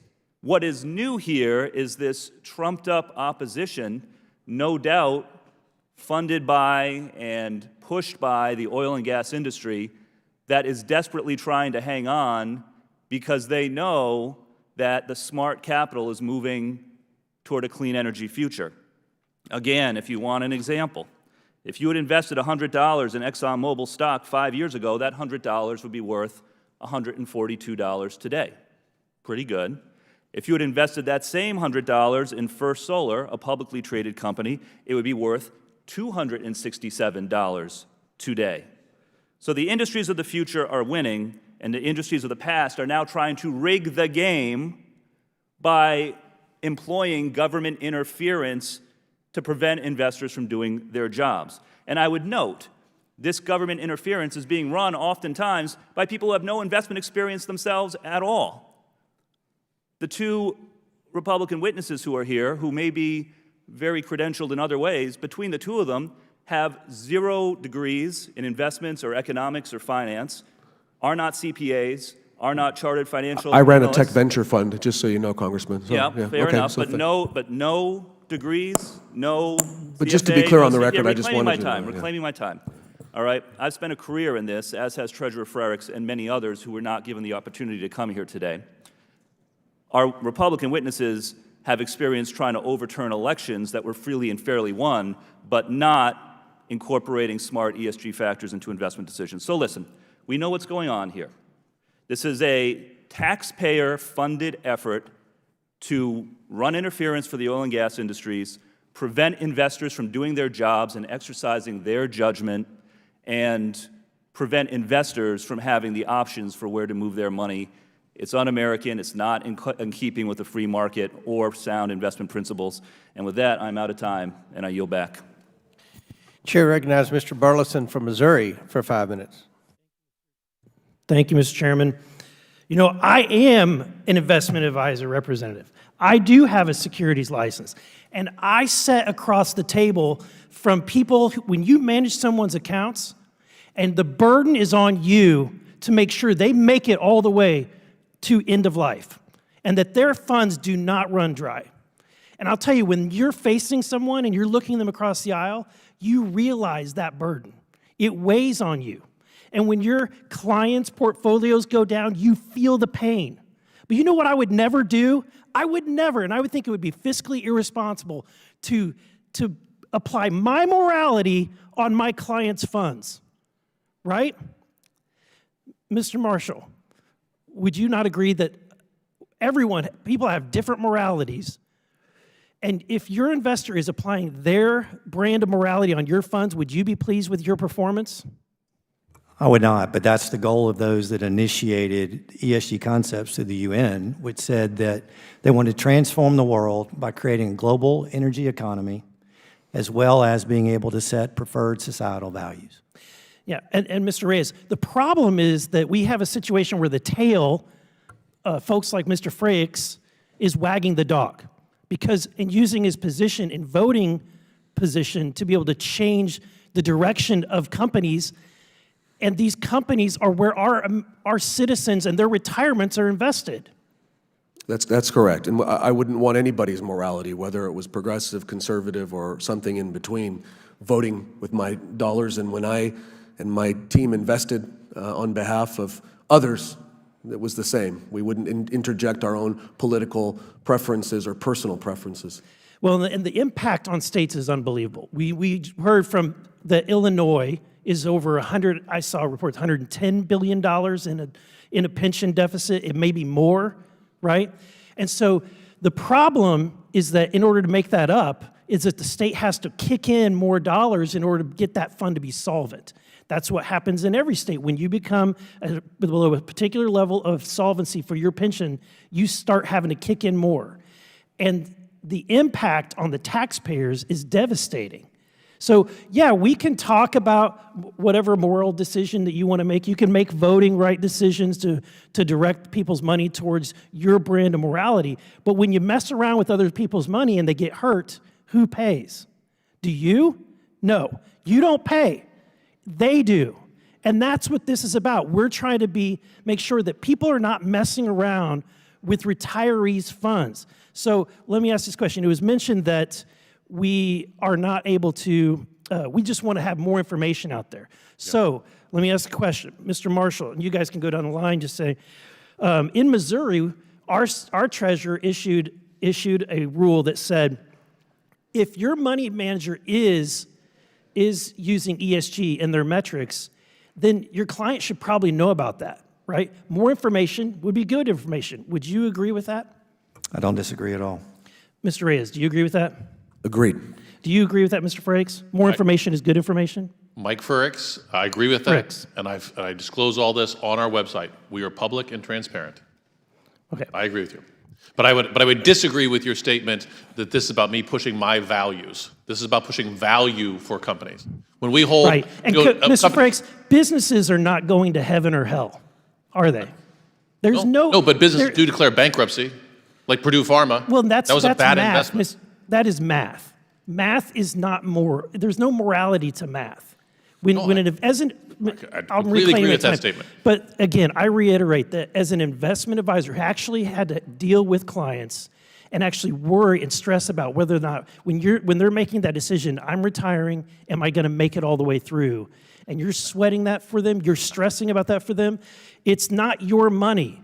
But when you know them and you're looking them in the eye, you know that you cannot mess around with their money and you apply your morality. Thank you, Mr. Chairman. I yield back. I sweat the 850,000 families who are saving for college education to make sure that they can graduate, they can go Point to of college order. without more debt. There's no question for the gentleman. Chair recognizes Mr. He yielded. Oh, back. Mr. Biggs, yes. Thank you, Mr. Chairman. So I've been running back and forth from hearing to hearing today. Always interesting to hear people say things, just make them up. Fantasy, we got to hear from one of our colleagues across the aisle a moment ago saying this hearing is a result of trying to protect oil and gas industry. You know, sometimes you get to fabricate, you get to promote a fantasy, and that's what we just heard. But that's too bad. That's too bad. It's been nearly a decade since this committee under Chairman Issa exposed Operation Checkpoint, the Obama administration's weaponization of regulatory power to starve lawful businesses of their access to capital and banking services. Unfortunately, the latest iteration of Choke Point is being undertaken by unaccountable international organizations, large asset managers acting in breach of their fiduciary responsibilities, and is being encouraged by the Biden administration, which is pushing the advancement of ESG priorities beyond agency authorities and at the expense of their statutory missions. General Reyes and General Marshall, I understand that one of my Democrat colleagues has accused committee Republicans of promoting corporate socialism today, another fabrication and fantasy. Given that ESG is being forced on the public by the Biden administration and by activists, Mr. Reyes, Mr. Marshall, would either of you like to respond to the claim made by one of my colleagues? I think we're advocating corporate independence, the ability to make decisions for your business based upon what's best in the return for shareholders as a result of the work that you're doing. One of the things that we clearly have seen is a concentration of wealth in a very few that is cause for them to be able to create policy changes within companies that are not generated by their board, not generated by shareholders who generally are involved, but instead by a small group who happens to hold significant amounts of shares in those companies. The other thing, Mr. Congressman, that we've heard today is what is truly a fiduciary duty. It is clear that this is a UN-generated project, ESG factors themselves. That's where it came from. And even the UN acknowledged in a recent report in 2021 that the definition of fiduciary duty needs to be changed in order to validly consider ESG factors. That's not a part of the financial return. It's clearly designed to create a very different political agenda and not one consistent with investor return. Yeah. So I want to elaborate, since we only have 2.5 minutes left, because what you're talking about, the way I understand, is mixed motive investing. So there's a 2020 Stanford Law Review article by Max Schatzenbach and Robert Sitkoff entitled Reconciling Fiduciary Duty, Social Conscience, the Law and Economics of ESG Investing by Trustee. Are either of you familiar with that piece? I'm not. I'm not, sir. Okay. Well, the article goes on to describe, for trustees, acting with mixed motive. He says, acting with mixed motives triggers an irrebuttable presumption of wrongdoing under the sole interest rule. Does that sound accurate to you as the way you understand the sole interest rule? Yes. That's accurate, Congressman. If so, Mr. Chairman, I'd like to submit to the record several decisions: the Fifth Third versus Dudenhofer case, the Central States versus Central Transport case, and several articles by Vollmer. But I want to go. Without objection, so ordered. Thank you. I want to go to this right here, from that Stanford Law Review article, and then I'm going to ask you to expand on this in our closing amount of time. Acting with mixed motives triggers an irrebuttable presumption of wrongdoing, full stop. Because the sole interest rule is prohibitory rather than regulatory, to prove a breach, a beneficiary need only prove the fact of a trustee's mixed motives. Under the sole interest rule, the trustee violates the duty of loyalty, even in the absence of self-dealing, if the trustee has any motive or rationale for undertaking an action other than the sole interest or exclusive benefit of the beneficiary. How does ESG standards encroach upon the fiduciary duty described by the sole interest rule? Before you came, Congressman, we read numerous quotes from these horizontal organizations that clearly state their ultimate purpose, and there's an end result for net zero compliance. That is the motivation for them beyond anything else, and that's why that is more akin to corporate socialism than anything that we espouse. Socialism takes away liberty, it takes away free will, and socialism doesn't ask what's in the best interest of the individual, it asks what's in the best interest of the state. We're absolutely championing the opposite, which is how do you maximize shareholder value for the individual? Thank you, and I see that my time has expired, but I wish you, Mr. Reyes, if you'd give your treasurer, State Treasurer Morley Oaks, my I'll regards. pass on to our great treasurer. Thank you. Your hello. Yield back, thanks. Gentleman yields back, and that concludes our questioning portion. I'll now yield to the ranking member to deliver a closing statement. Mr. Chairman, thank you very much, and I want to thank all of our witnesses for what was a truly enlightening and educational discussion, which I would recommend to every U.S. citizen to come check out, and certainly business school students, economics students, law students, students of every type, because this has been a fascinating and important discussion. I don't know that it advanced the campaign against ESG. I think it reaffirmed the basic principles of the free market, and to allow asset managers like the distinguished treasurer of the state of Illinois to do their jobs. Now, Mr. Chairman, I started by showing a graph demonstrating that money invested over the last decade in a large cap ESG influence fund did substantially better than investment in the Standard & Poor 500 Energy Index. And that came not from us, not from the Democratic staff of the House Oversight Committee, it came from Bloomberg News. And I would like to submit the article for the record just so we can clarify that, if that's okay. Thank you, Mr. Chairman.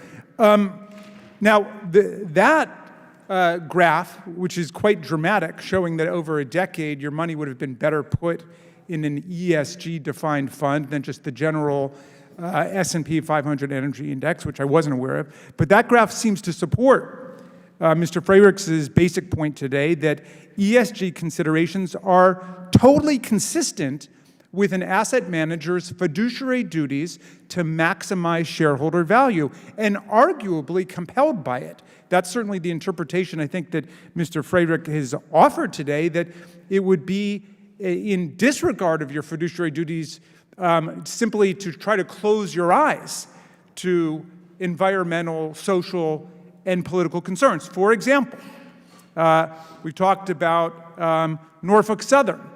If it had come to the attention of investors before the derailment, which obviously caused a tanking of the value of the stock, that Norfolk Southern was making a lot of money, but it was cutting corners on safety, and it was laying off workers to save money, but making it more dangerous on the rails, that's something that should be taken into account. I've not heard a single argument from the other side that it shouldn't be taken into account. You could say the exact same thing with Purdue. Mr. Frerichs testified, I was using it as a hypothetical, he said they actually came to Illinois.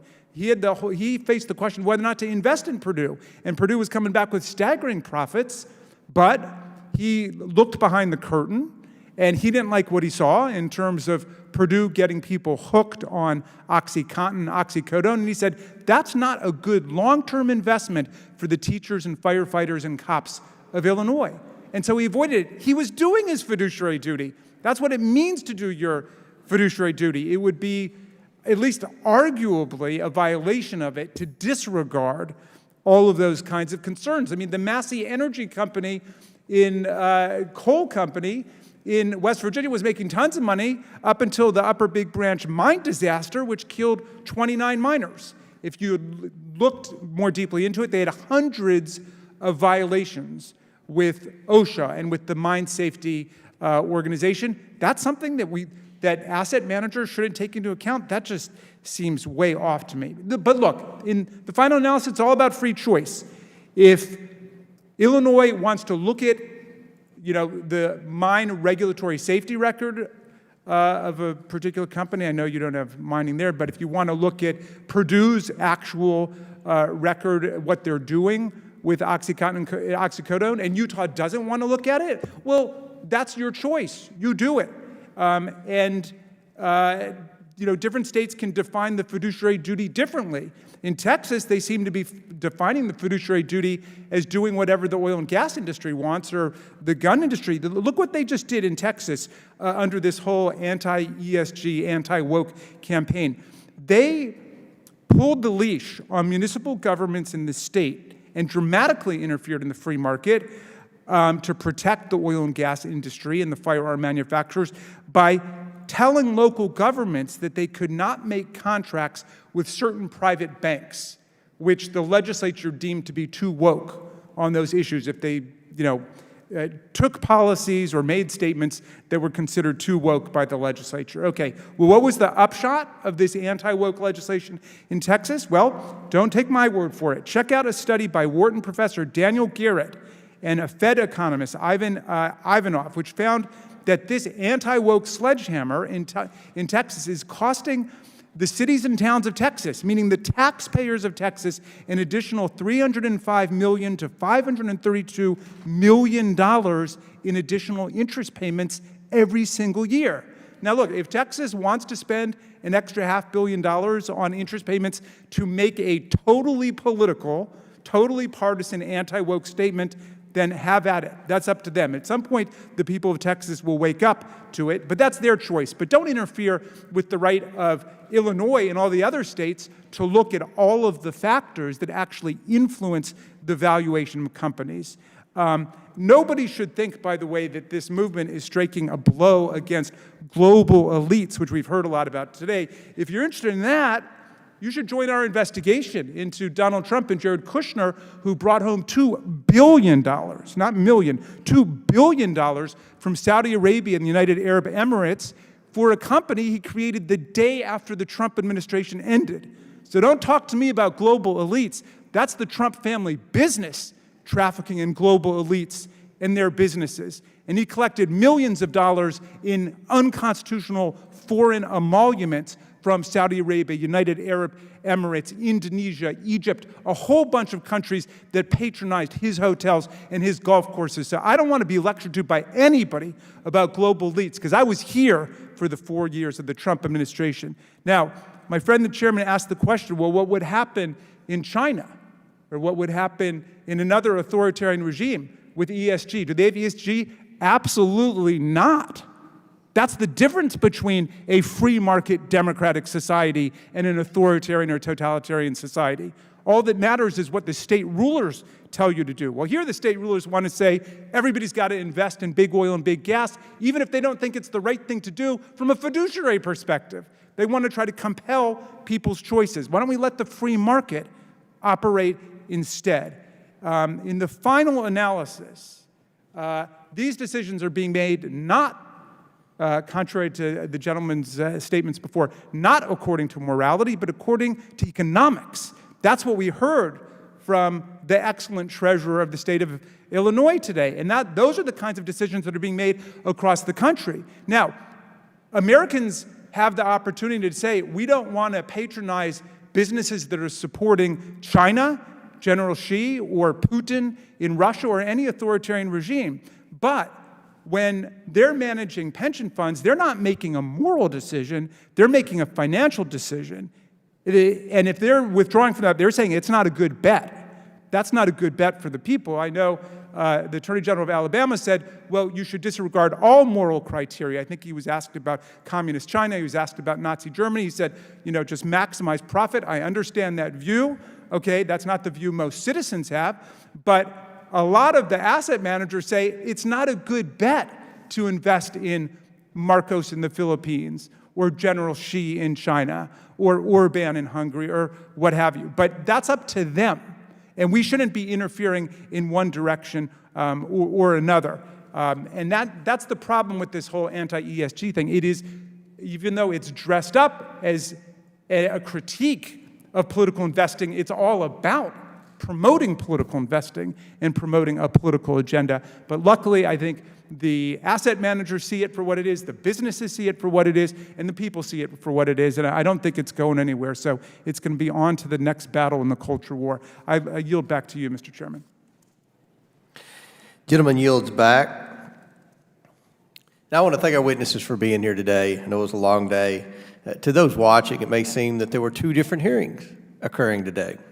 One which explored concerns with asset managers violating their fiduciary duty to their clients by chasing left-wing agendas regarding the environment and social issues, and the other which sought to cover for the actions of asset managers abusing their authority by making broad appeals to the need for data or access to information.